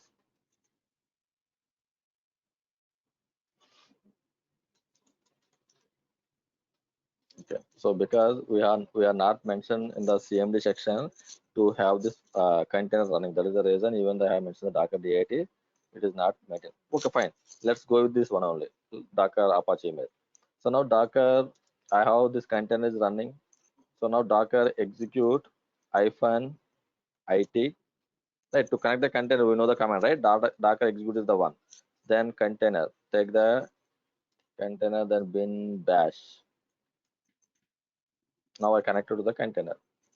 If I give ls and if I go to the where www html, there I can see the index.html file. Suppose as an example. So now if I use the same layer in a single layer, if I place everything, then if I go to the locations, there I can find the files, my content also, my application code also. If I use the single layer, because what we are doing here is we are going to create the image, then we are going to compile the code. How we are going to compile the code? If the code is available, then only we are going to compile the code. Now we are take the code and we are going to compile it. If you have the same layer means you are going to have the code also in the environment, in the server. Now if someone hacked your container, simply they can take your code, right? So now here it should not be like that. If someone hacked my container, they should not get anything apart from the converted code. With the converted code, they cannot do anything. It's a war file, jar files. Jar files, war files cannot be decoded, right? So those are the converted format of your code. That's what you need to do. You should not have your application. You should not have your application code, right? So that's where we are going to create the layers. Then we are going to compile the code. Once the artifact only, we are going to take it here. Artifacts only is going to, so that if someone is hacked your containers, they are going to see only the artifact, not the other stuff. What kind of configurations you have done, what the code you have taken, nothing they are going to see. Only they are going to see the server and this file. That's it. One is the biggest thing is security by having the layers, right? So that's where we are going to take the last one as the final. Then the last one will be picked only the file. Sorry, I mean to say artifacts. The publish means the .dll. Here, if I take this one, this is the .cs file means my code. If I have only one layer, they can take the code. But here, in this layer, not going to have any code. Simply are going to have the .dll files. That's it. That is one more advantage with the from section. This is also one of the entry question guys for us. Right. So now here, this is how the Docker files which are going to build. As I said again, we are not going to create right now. Right now, the tools are having the compatibility of the Docker, means the extensions are available, so that simply can add the extensions to the tools IDEs. Then with the help of the IDEs on fly, the Docker files are going to create. Like least case, very rarely now we require to create the Docker file. That is very rare case nowadays. Yeah, but yes, we need to understand, we need to have the knowledge, the Docker file sections and how to build the Docker image and the areas. Sometimes you need to do some modifications.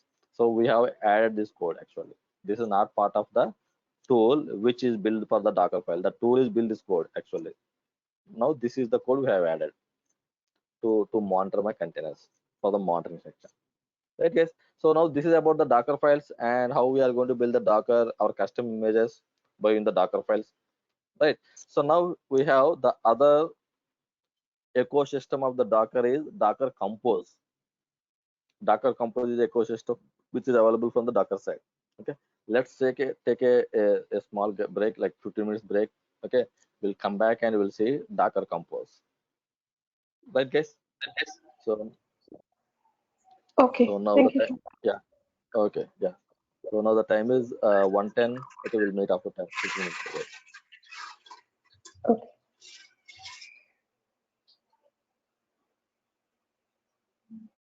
This conference will now be recorded. Okay. So now from the Docker side, we have a ecosystems. One is it is going to call it the Docker Compose. Right.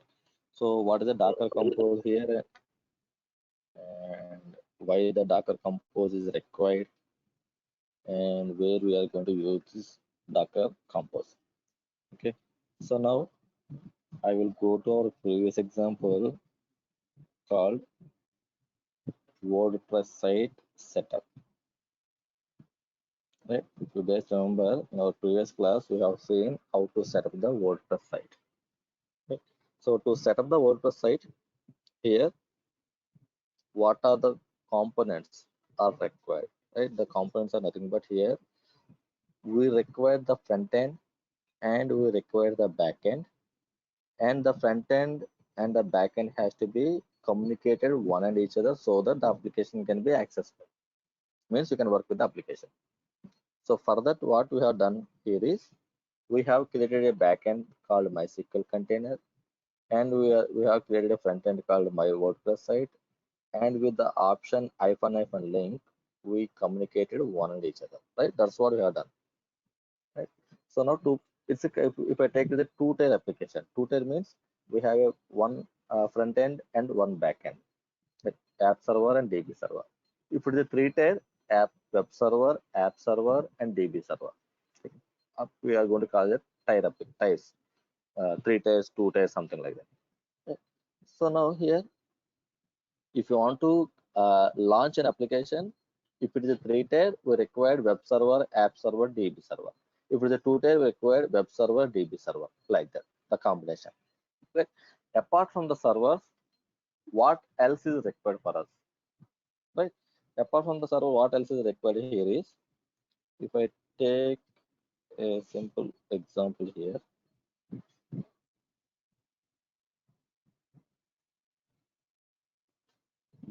suppose if I take our WordPress site only, right?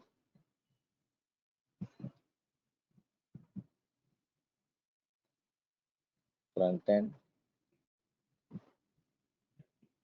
and back end, right? So the communication, for the communication, we required a network, right? Otherwise, the communication will not be happen.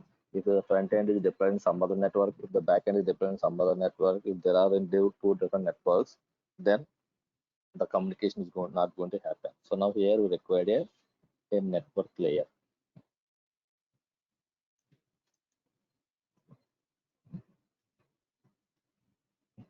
And suppose the backend means a database. So if the front end is also having some kind of images, as an example telling this, if it is also having some content, the front end is also having some content. The content has to be stored. Otherwise, what will happen if the container is terminated, lost? I'm going to lose my content. So for that, if I want to maintain the state, then what I need here, I required a volume. Right? The volume has to be mounted. Right. So right, this is the very rare case. Very rare case, the front end is going to store the content. But for the back end, you must and should require the volumes, because whatever the data will push in the back end database SQL, the data will be stored. Right, where you are going to store in a volumes.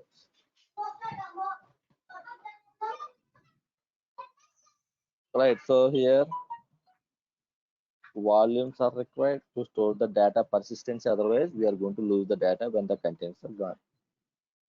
Right. So now here, to connect these databases, right? So to maintain the databases, what is required for it, right? So you require the usernames and passwords, right? Database username, database password. Otherwise, if the data is, if I want to go and verify the data, right? If I don't have the authentication details, I cannot connect it, right? So now here we required the environment variables. The environment variables are nothing but username and DB username is DB username and the password, right? The environment variables are required so that I can connect to the databases to verify the content, to troubleshoot, to do whatever I want to do, any activities. Right. So now see here, if I'm going to divide into the parts, then right, the application right? So he will be, the contents are required. The containers should be hosted in a network so that they can communicate one each other.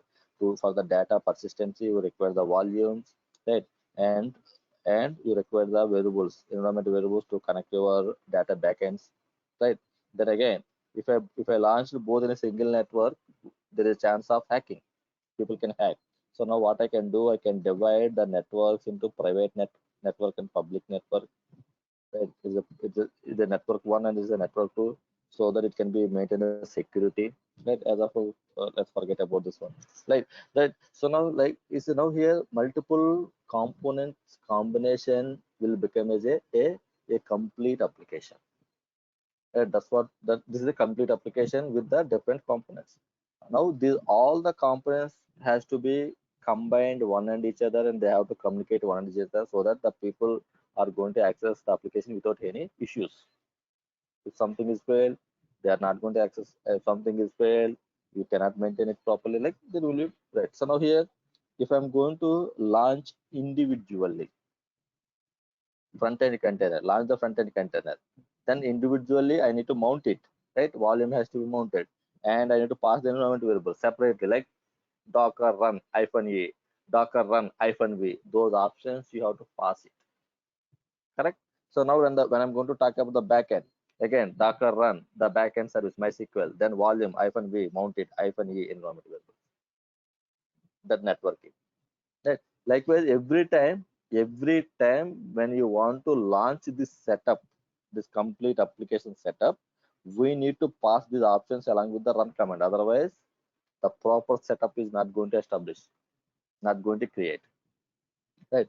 So now when I want to launch this entire application setup, you have to pass all the options every time. There is a time taken process. There is a chance of you are going to miss something. You are going to like sending a property. Sometimes you are going to miss the property of sending the environment variables. Sometimes you are going to miss the property of proper mounting, volumes mounting. There is a chance because we are the humans. There is a chance of mistakes are going to happen. Right. So now this process should be a automated fashion. It's not like every time you need to pass the other properties always, right? So reusability, that's what, right? So see here the reusability will come everywhere. That's what the DevOps automation, right? So wherever the area you are working, right? So wherever the reusability concept is there, then let's make it the automation. It can be Ansible, it can be a Jenkins, it can be a Docker, it can be your AWS, whatever it may be. So that's what our role is actually as a DevOps guy. So now here, this Docker side, when I'm going to work with multiple containers to host my application, there I require the other components called volumes, networking, environment variables, some XYZ. Those I am not going to pass explicitly when I want to launch the application. I want to make it as automation. I want to create a template. My template will take care of everything. In the template, I am going to place each and every step. The step is nothing but placing the volume section, placing the network section, placing the environment variable section, and placing the container section. Then my template will launch all together in single shot. I don't bother about it, right? So when I want it, simply I'm going to take the template and use it. That's it, right? So who will take care? The Docker Compose will take care. The Docker Compose, the use of the Docker Compose is you don't require to run individually, right? You can place all together in a single place, nothing but the Docker Compose, and use the Docker Compose whenever you want, wherever you want. It can be in a single mission, or it can be in another mission, or it can be 100 missions. Just trigger the Docker Compose, right? So now here, if I'm going, this is a simple two-tier application, two containers. When we are going to talk about the microservices, right? So now in the now when the microservices are nothing but in an application, there can be 10 microservices, 1500. Like if I take the Flipkart, huge number of microservices will be running in the background. So now when I want to launch all the microservices as a single application with the help of Docker, how it is going to possible, right? If you are trying to run Docker run service one, Docker run service two, link one and each other, Docker run service three, no, it's not going to happen. It will take 1 hour 2 hours time for you to launch 100 services. Then there is a chance of if you miss one link, then that's it, your application will be gone, right? So how we are going to handle it? Docker Compose. Place all the services in a Docker Compose, just launch it. Reusability. Reusability means when I want to launch, simple, launch the Docker Compose. right? So when you want to handle multiple services, multiple containers to host your application, there the Docker Compose we are going to use. Where exactly we are going to use, right? Why should I go for the Docker Compose? I have the Kubernetes. With the help of Kubernetes, I can launch the application. Why should I go for the Docker Compose, right? So now the Docker Compose, the best example for the Docker Compose, right? So now here in my team, right? So now here, let's take the example again, right? In the on the project. So now here, if I take my project, something like this, and this project is having different modules, like there are 4 modules are there. So now here one team is working on the team 1 working on the login, and team 2 working on the credit card, and here team 3 working on the debit card, and team 4 is working on the online banking. Okay. 4 teams are working on the project and working on the different modules. So now here the online banking team 4 wants to test the code online banking module. So what they will do initially, only this module will be tested. They will launch the online banking module only. They'll go to the online banking module. They will verify each and every option, like online banking is working with all the options or not. Whatever the code they have implemented, but that is not sufficient, right? That is not sufficient because you are not straight away are not going to go to the online banking. Sometimes I will go to the credit log. First I will log in, then I will go to debit card. I will do some transaction from the debit card. I will switch to the online banking. My request will go to from the debit card to online banking as an example. Straight away I will not go to the online banking. Then now here the request routing. So one service to another service, the requests are going to pass. So now here your testing should be, the one is you have to make sure your online banking module is working properly with all the options. Then the second part is, if you are trying to hit the service from other services, from here I can go, or from here I can go, or from here I can go, my request. So now it should be accessible from any other service. That is the second part. Means your service should be accessible in the same way your service should not be impact any other service. With your changes, it should not down the team CC. The DC should not be done with your changes. That's what you need to make sure. Now how you are going to test it? When you have the whole application with you, then only can check this. You can check this.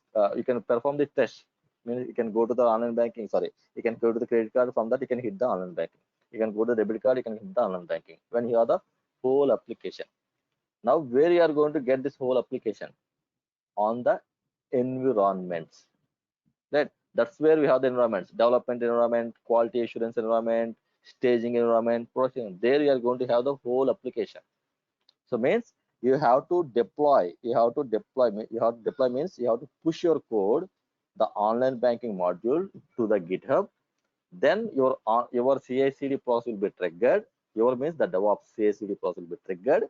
It will take the online banking module changes, build the code, and it will deploy into the dev environment. Now on the dev environment, you will be having the whole application. There you are going to verify your code along with the other services, the other checks. Right? If there is a failure, right? So now my code is working fine, but from the it is failed the CC module with your changes. The CC is gone. It went down. Now what happened here? So now whatever the team, the credit card module team who is working, they cannot test their code because on the dev environment the CC module not working because of the online banking changes. Now the team is blocked because of that. Team 2 is blocked for the team 4. Now they will escalate. My right, so the environment is down. My module is not working because of the those guys pushes.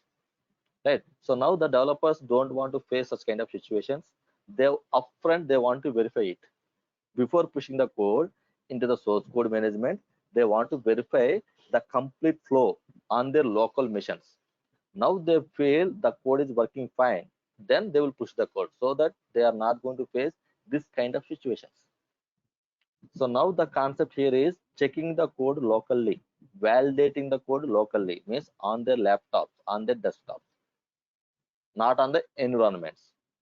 Right? The environments validation will be done only when the code is pushed to the GitHub. Now here they don't want to push the code GitHub because they are not sure this code is working properly with other service or not. So for that, they want to validate on the local first. So now here, if they want to validate the local first, means they have to have the dev environment set up on their missions. Right? They have to have the dev environment. So whatever the dev environment is there, the setup has to be there on the local mission. It will take huge amount of space if they want to set up the dev environment. Your laptop configuration will be gone. The complete space, the complete RAM will be taken by your dev environment, means the same replica. Now it should not be like that. If the complete space and the process is occupied by the setup, then how we are going to work with other settings? So it should not be like that. Then how we are going to handle it? That's where the Docker compose. It's a one kind of example, guys. So now what they can do here is, with the Docker compose on fly, they can launch the application. Means they are going to pull all the services. The Docker compose will be having all the service information. Then they are going to launch the Docker compose with their code, whatever the code they have implemented. The Docker compose will pick this latest code, and it will build the image and it will create a container for the latest code. Then apart from that particular module, like this, it will pull all the other modules as well, other services as well, and all together is going to launch an application on the local machine, laptops or desktop. Then they can validate their code along with the changes and other services. Then if they feels good, then they destroy the Docker compose. Means whatever the setup is came, they are going to terminate it because no more it's required. Right. So whatever space occupied by the testing time, it will be released. Then you can push the code by validating. That's where the Docker compose. Right. Now if I want to give a demo to the clients, right. So now here, so a person is asking, my manager is asking, suppose my DM, my delivery manager is asking, he wants to test the code on their missions. The delivery manager wants to check the application on their missions, not in the dev environment or not in the QA. Then how we are going to set up? Simple, you are going to give the Docker compose to the DM or the manager. They will launch the Docker compose. On fire, the application will be up and running on the local. Like the biggest advantage of the Docker compose is it can handle multiple services together. You don't require to use the other options called -link, -e, or -v, something like that. You can paste all together in a file. The file can be reusable anywhere. That's why the Docker compose. This is an example you can tell. This is an intro question, guys, for us. What is the Docker compose? Where you are going to use it? You can give this example. And Docker compose is nothing but handling multiple services together. Right. So let's see how to set up this Docker compose on our mission. Then how to use the Docker compose. Right. So now here, let me go to the Docker compose slide. Right. To set up the Docker compose, the first is Docker is required. Then the Docker compose, the dependencies. Right. So now here Docker registry is required. Let's see if the Docker registry is already installed. Docker is already installed my machine. I'm going to check Docker registry is there or not. So for that, what I'm going to do here, simply I will go to, right, this is the machine where the Docker is already running. So now I'm going to check whether the Docker registry is there or not. So for that,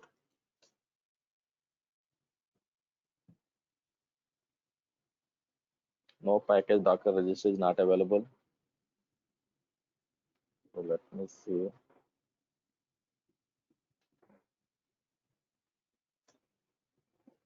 Right. So now here you can see no package is available. Let's see if the Docker registry is maintained, then we'll try to install it explicitly. Otherwise, we can ignore it. So let's try to go for the other steps. So now here I'm going to add my user into the Docker register so that the user can work with the Docker compose. Right. So adding the user into the group, Docker group. The user mod -a append and the group, right? If you guys remember or not, user mod is the command, -a for the append and G for the group. What is the group here? Docker group.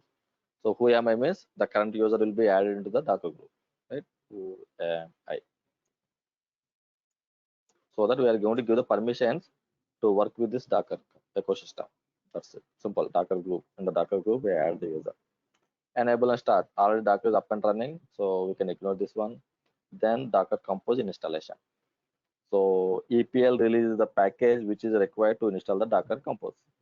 So we are going to install the EPL release. So by default, the EPL release will be available on the Amazon images. So that's where you don't require separately the EPL release. So then Some packages dependencies are required for the Docker Compose. These are the packages GCC, Python, Devel, KRB5. These are required. So let's download means that let's install the dependency packages.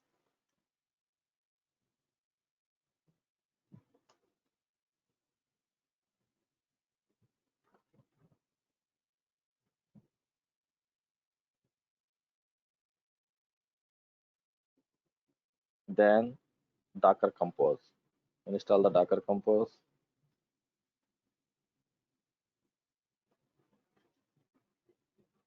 Pip command not found. I think already we have installed the pip. Okay. So now pip is not found. Let's install the pip. So install the pip.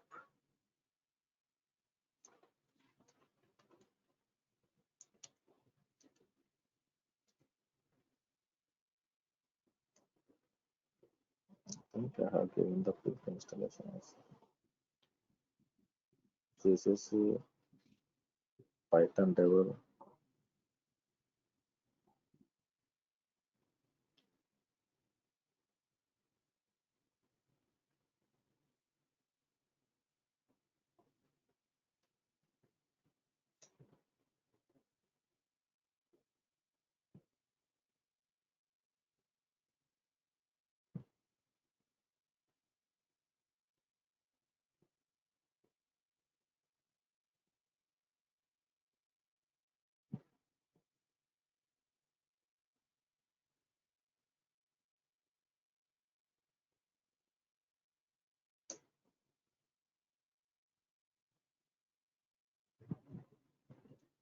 Then install Python pip. Right? This is the command which is required for us.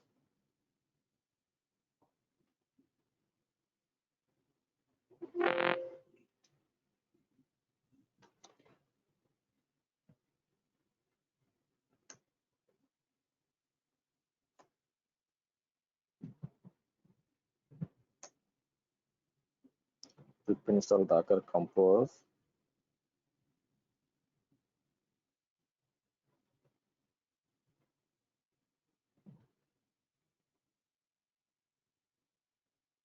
And you can say successfully installed.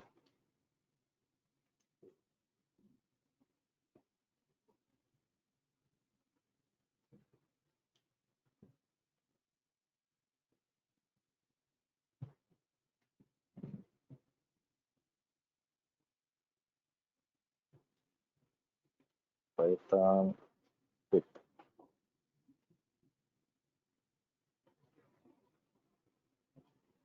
Then this is Python package upgradation. Usually this will be shown here. If the package upgradation required will show us to upgrade the Python packages. Here it is not showing me anything.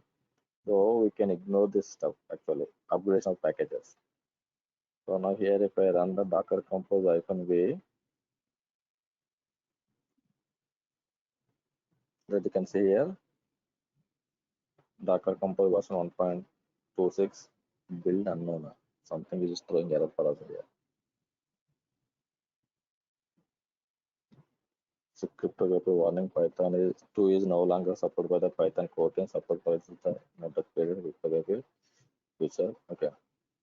Okay, so this cryptography is not supporting the Python 2. Let's see. If it is failing, then we'll try to figure it out. Otherwise, you can ignore this warning. Docker Compose, let's see, build is unknown is showing here. Let's see whether you are going to build it or not. Otherwise, we'll see the other options to build the Docker Compose. Okay. So now here to see whether the Docker Compose is working or not. So now what I'm going to do here is I am going to create a directory here, mkdir docker compose some directory. Then I will go to the Docker Compose. So enter the Docker Compose.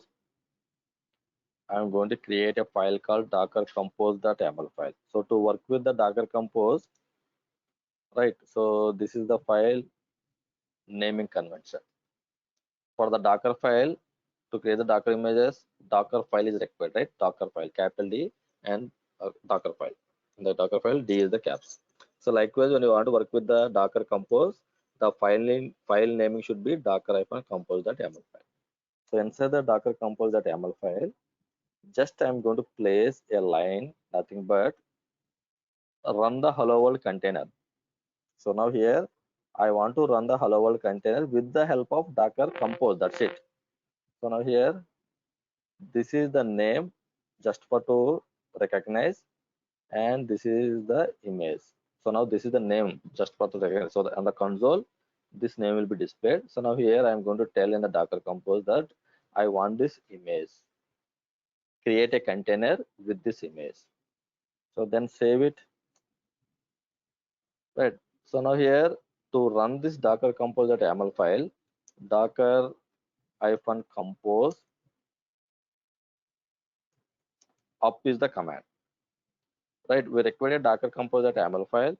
In the docker compose, we are going to place all the sections, whatever the sections we discussed, right, in the previous slide, right? The networking, volumes, environment variables, the containers information, everything you are going to place in the docker compose file.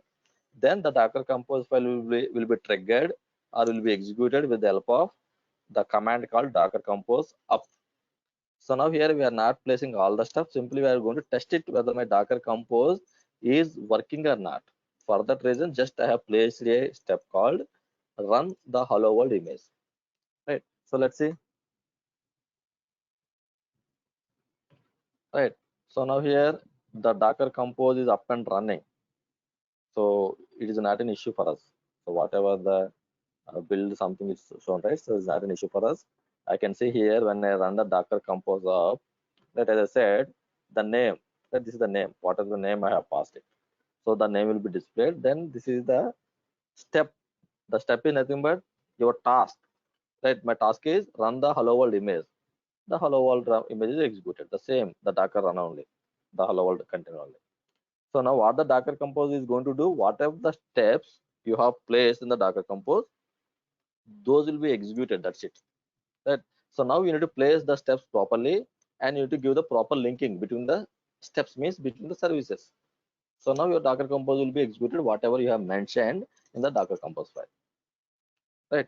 So now here I can see my compose is up and running. I don't have any issues. Now let's try to create a docker compose for our WordPress site. Right. So right, we have seen the WordPress site by launching the individual containers separately, right? In backend is a separate and front end is separate, then linked with the option hyphen link. So now here when I want to launch the WordPress site again, the same commands has to be executed. But again when I want to launch it again, the same command has to be executed, like the repetitive tasks. So now here instead of running the commands again and again, I'm going to place the stuff in a file. Just I'm going to trigger the file. I'm going to execute the file to get the WordPress site. So if some other person wants to have the WordPress site, now the person again don't require to run the commands. I'm going to give the file to the person, this compose file. Simply the person can execute the compose file. He don't bother about it to how to run the command. Right? If the person is a layman, he don't know about the Docker compose and other stuff. So now if you don't know the Docker run command the option, then there is a chance of he can face the issues. If I give the file to the person and if I tell the person that just to give the command docker compose up, that's it. Now simply what the person will do, if the person knows or don't know about the docker and other stuff, he will take the file and he will run the command docker compose up, that's it. The application will be up and running. Right, likewise. So now here let's see how to launch the WordPress setup with the help of our docker compose. Right. So now here we are going to create a file. We are going to create a file, docker compose file, to launch the WordPress. Right. Let's see. I will come back. Here I'm going to create a directory called WordPress and go to the WordPress va docker compose.yaml file. Correct. So this is the file naming convention. Right. So here this docker compose is maintaining the version, means when they launch new features. Correct. Usually that's what the thing is, right? In our Android also The versions will be there like 7, 8, 9, Android Pie, iOS also is the versions, right? Everywhere the versions will be right. So when they're launching new features, they are going to add the versions. Right? Likewise, the Docker Compose right now the version is running with the 3.3. But previously there is going to have 2 series, 3 series, 1 series like that. So now the 3 series is running. Right. So now here when I use the latest means you are going to get the latest features, whatever the Compose is having. Right. Otherwise, if I'm going to use the old means you are not going to get the latest features. Simple. So now here we are going to mention which Compose version we are going to use. That's what the first option. First one. So now here services. The second section will be the services section. The services section is not nothing about here your containers information. In the services section, we are going to mention the containers information. Right? If I take the example here, my login, right? This is the login module. So now when I want to launch the login module, I'm going to create a login container. When I want to work with the credit card module, I'm going to create the credit card container. Likewise, debit card container. Likewise, online banking container. Right. So now here, these will be the individual containers we are going to launch. Now when the people, right, when the people are trying to access the application, these guys has to communicate one each other. Otherwise, it is like a individual pieces, not like a package. Right. So these guys has to communicate one each other so that the end user can access the application. Right? It will be like a single application. In the background, this will be like act as a single application, not like the individual servers. That's what the configuration we need to do in the microservice part. Right. So now here, how they are going to communicate one and each other. The login has to communicate the credit card has to communicate the online banking, the credit card has to communicate the login, sorry, the credit card has to communicate the debit card has to communicate login, like that. Like that, the flow has to be like one has to communicate with other. So how these guys are going to communicate, right? Those are nothing but the services. Now here in the Docker Compose, we are going to deploy, we are going to create these containers with the names, with some names. Those are we are going to call as a service names, right? So now in the Docker Compose, we are going to mention the individual modules as a services, right? So now here, that's what the services section. Now under the services, I am going to give some names. I'm going to give some name for the login. I'm going to give a name called login service. I'm going to give the credit card as a credit card service, CC service, so that when the login wants to connect to the credit card, I'm going to use the service name. The service name I'm going to use. Right. So now here the service are defined here. Under the service, I'm going to tell this is my debit card, sorry, database container, and this is my WordPress container. WordPress container. So likewise, each service will be having their own service names like this, right? So now here I have two service in the WordPress. We have two services. One is the front end and one is the back end. So now for the back end, we have given the name as DB, and for the front end, we have given as the name as WordPress, right? So right. So now going forward, when you want to call one service to another service, simply we are going to use the name of the service. Right. So now here, now let's, okay, fine. I have a name called DB for my database. Now we need to provide the properties. We need to provide the information. What kind of DB you want to launch, and what are the properties? What is the configuration of the DB? Right. So now here, my DB is nothing but MySQL I want to launch. MySQL database. Right. So image is a property in the Docker Compose, nothing but providing a input to the Docker container, right? At the end, it is going to create a container only, right? The Docker Compose is going to launch the Docker containers only with the help of Docker image, right? So now this Docker container is having a name called DB. Now this DB is nothing but the MySQL DB is going to launch with the version 5.7 input. Right. So now here, as I said, in the previous slide, I have explained, right? The Docker Compose, right? In the Docker Compose, we are going to give the volumes information. We are going to give the environment variables information. We are going to give the networking information, so that you don't require to give explicitly when you are going to launch the containers, right? So now here, once the database I am going to launch, the data, whatever the data we are going to push into the container, it has to be stored in a separate space so that the data can be maintained persistently. Otherwise, you are going to lose the data when the container is gone, right? Mounting the volume, right? So this is what the volumes information, right? So now here my volume name is db underscore data volume name, right? Docker volume create. Docker volume create my volume. That's what we have done in our previous class. So that my volume is created. Then this my volume is attached to the Docker container when I'm going to create the Docker container. Docker run -v my volume to the Docker container path, some var lib, some blah blah blah. Right? So the same here. So now here I'm going to tell db underscore data is a Docker volume. This Docker volume has to be mounted with the var lib MySQL, nothing but the MySQL container path. So that in this MySQL container, the data will be stored in this path. So now this data will be mounted to the Docker volume so that you can have the data persistently. Mounting the Docker volumes to the paths. This is what the one. Restart always means if due to if any reason the container is failed, it should not be stopped. Right? There are multiple reasons. There are many reasons which causing to stop the container, which causing to terminate the container. Network issues, not properly downloading the images, right? Internet issues, something like that. So by that time, you should not stop the container. Again, it has to try to start the container. Due to some glitches, your application should not be stopped. That's where we are going to place a option called restart, so that if some reason the container is stopped or terminated, again your Docker Compose will trigger the container. It start to launch the container. That's what the restart always. Right. If the reason is with the code, then obviously it will try to restart. It will be in the loop.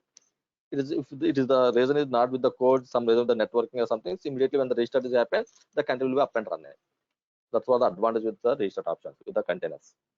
Right. If it's a physical missions, if the service is stopped, then you have to go and you have to troubleshoot and you start it. But for the containers, you have an option of automatically your container will be restarted if some reasons got failed. And environment section, right? This is what I have explained you, right? So when you want to connect to the database, you have to pass the usernames and passwords, right? So that is nothing but the environment section, the Docker Compose. So now nothing but my password, my database name, username, and user password, like that, right? So now here DB is a service, database is a service, which I'm going to launch with the help of Docker Compose. Again, the service is nothing but is a container only, but the container given as a service name, so that the other service can call the service with the help of service name. Right. So now here in the Docker Compose, I have given a name called service name called DB. Now the DB is nothing but I want to have a MySQL container. The MySQL container has to be mounted with the Docker volume called DB underscore data with this path, and it is going to have this environment variables to connect to the database. That's it. Done. So now here, once the DB is going to launch, then I'm going to launch the front end. This is the back end and the front end. Now this is the front end service name called WordPress. So right, so now here there is an option called depends on DB. Depends on, right? So if the database is there, then only you can launch the application. Your application will be working. If the database is not ready, then no use of launching the front end. Correct? So now WordPress is a combination of front end and back end. Back end is a database. If I'm going to launch the WordPress site, now the WordPress site should be connected to the database in the backend. Then only you can work with the application. If there is no database, launching the front end is useless. No use. Right. So now here we are going to place a check. The check is nothing but if the database is ready, then only launch the front end. Otherwise, don't launch it unnecessarily, wasting the resource of the system. Right. Correct, right? So if the database is not there, then why should I launch why the application is required? Why the front end is required? So that's where the check is nothing but depends on. Where you are going to depend? I have my WordPress is depend on the DB, right? This is the service name, DB.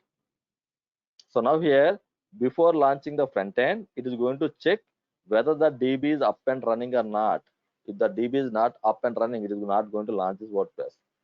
Minimize the time, right? Saving the time, saving the resources, unnecessarily launching the resource which is not required.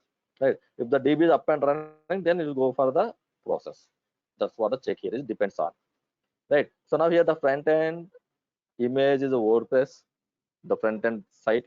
Right? So now here backend should not be exposed. That is the reason we are not given the port exposed. It's a private. So now here front end should be exposed, otherwise people cannot access your application.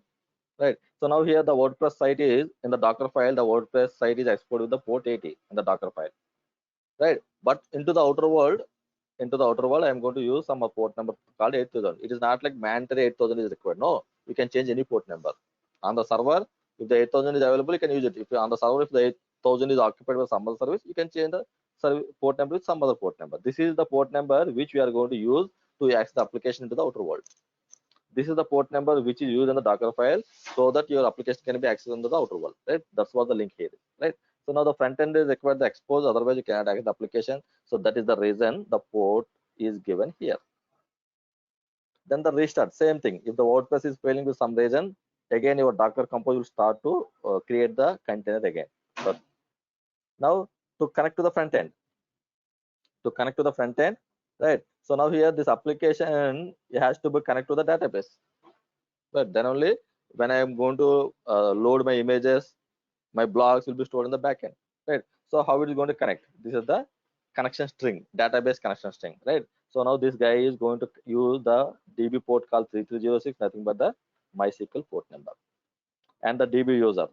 DB user is the WordPress, and DB password is the WordPress, right? So now this is the connection string of my database.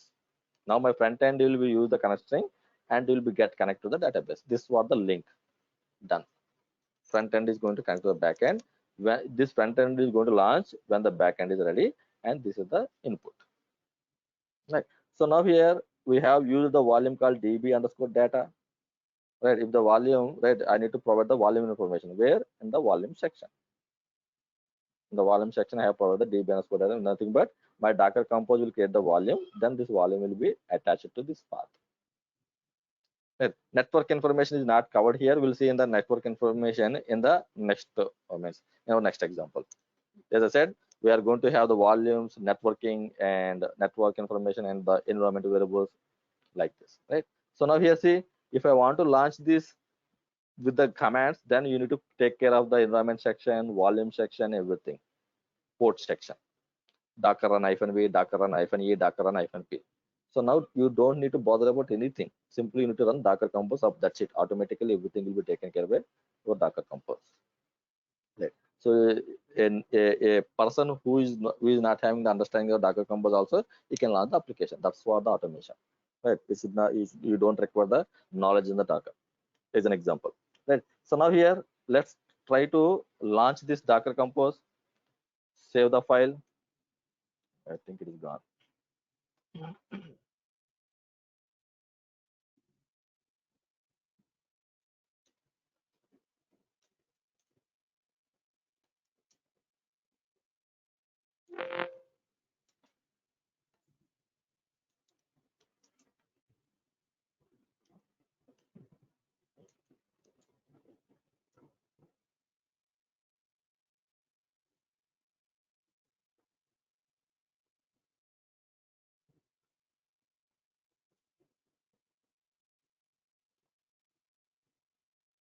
Save the file.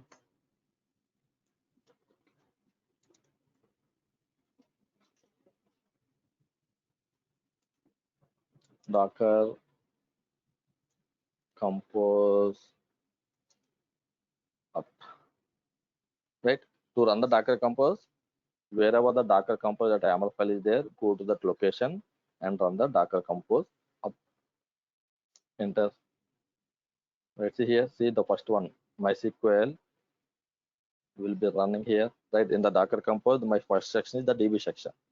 Right, the DB section is running here, and DB part is completed. Then the WordPress is trying to run. Is trying to see connection. Is trying to connect to the database. It is failing. It's keep on trying. It's keep on trying. Right. So now here you can see it is running in the foreground mode. Right.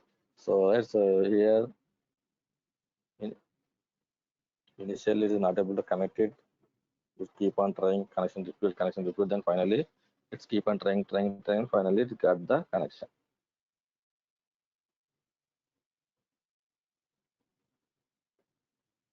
Now you can see it is up and running. Right. So now here my WordPress site is ready. Now what I can do here is I will take my instance IP address, correct? Then I have given 8000 is the port number. In my Docker Compose, I have mentioned the port number of 8000.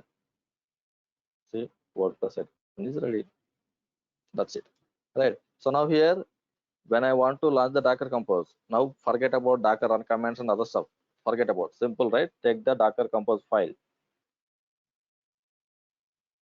take this file and place the file in a location and run the Docker Compose up. That's it.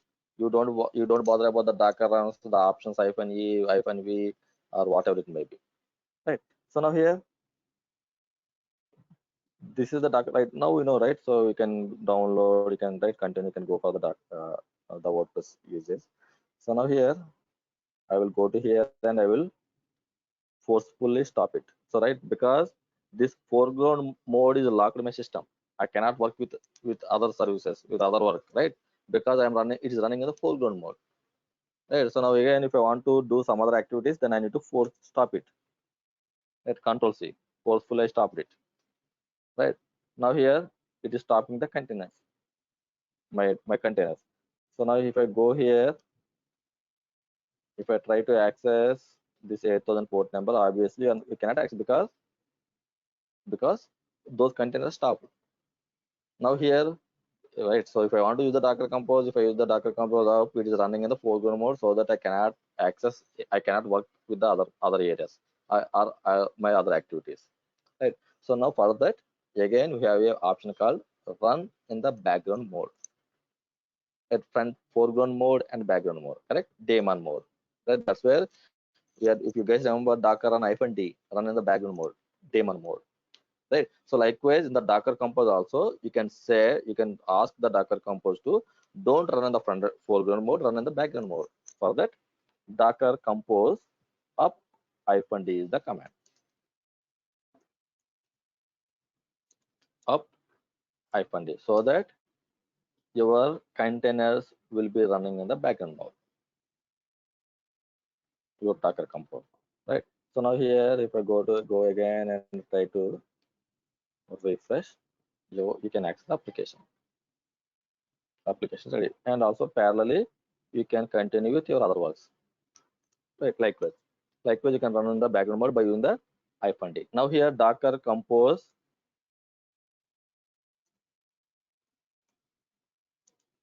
ps, so that you can see the containers information, the running containers information. This is the MySQL DB, and 8 is pointed to 8000, your front end. Right. So likewise you can see the containers information, right? And you can connect to the containers by using Docker execute. The same way you can connect it with the help of these names. Docker execute -t, -it, and the container name. Here the container will be these names, right? So then, if you want to stop the Docker compose, this container Docker compose stop, stopping or Docker compose ps exited, right? So now Docker compose start. Now these are running. Docker compose ps. You can see up and running. Likewise, you can stop the containers. You can start the containers. Right. The advantage with the Docker Compose stop and start here is, right, because it is a pack. The Compose is a pack of your multiple services. Right. You are taking a control over on all the services. If there are 10 containers running, all together are going to stop. You don't require to stop Docker Compose stop, service one Docker Compose stop, sorry, Docker stop, service one Docker stop, service two Docker stop. You don't require to do like that. When I say Docker Compose stop, automatically it's going to stop all the services. It's a 10 services or 100 services, 1000 services. That's what the advantage here. When I say Docker start, all the services are going to start. You don't require to run the commands individually for each and every container, right? And also when I want to remove all the stuff, right? Whatever I have launched, I want to remove the volumes, I want to remove the networking, I want to remove the containers, right? As part of this application, whatever I have launched it, I want to remove. If I launch individually, I have to take care of removing individually. If I'm go with the file, if I'm go with the template, my template will take care of removing all the stuff, whatever is there in the template, right? So now here Docker Compose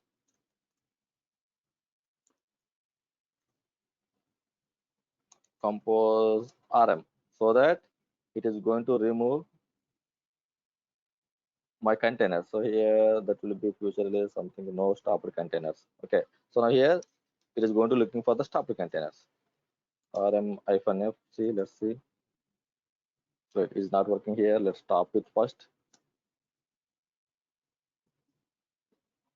then remove it. Yes, done. The contents are removed. But all together, right? It's 1 or 2 or 100. We don't bother about it.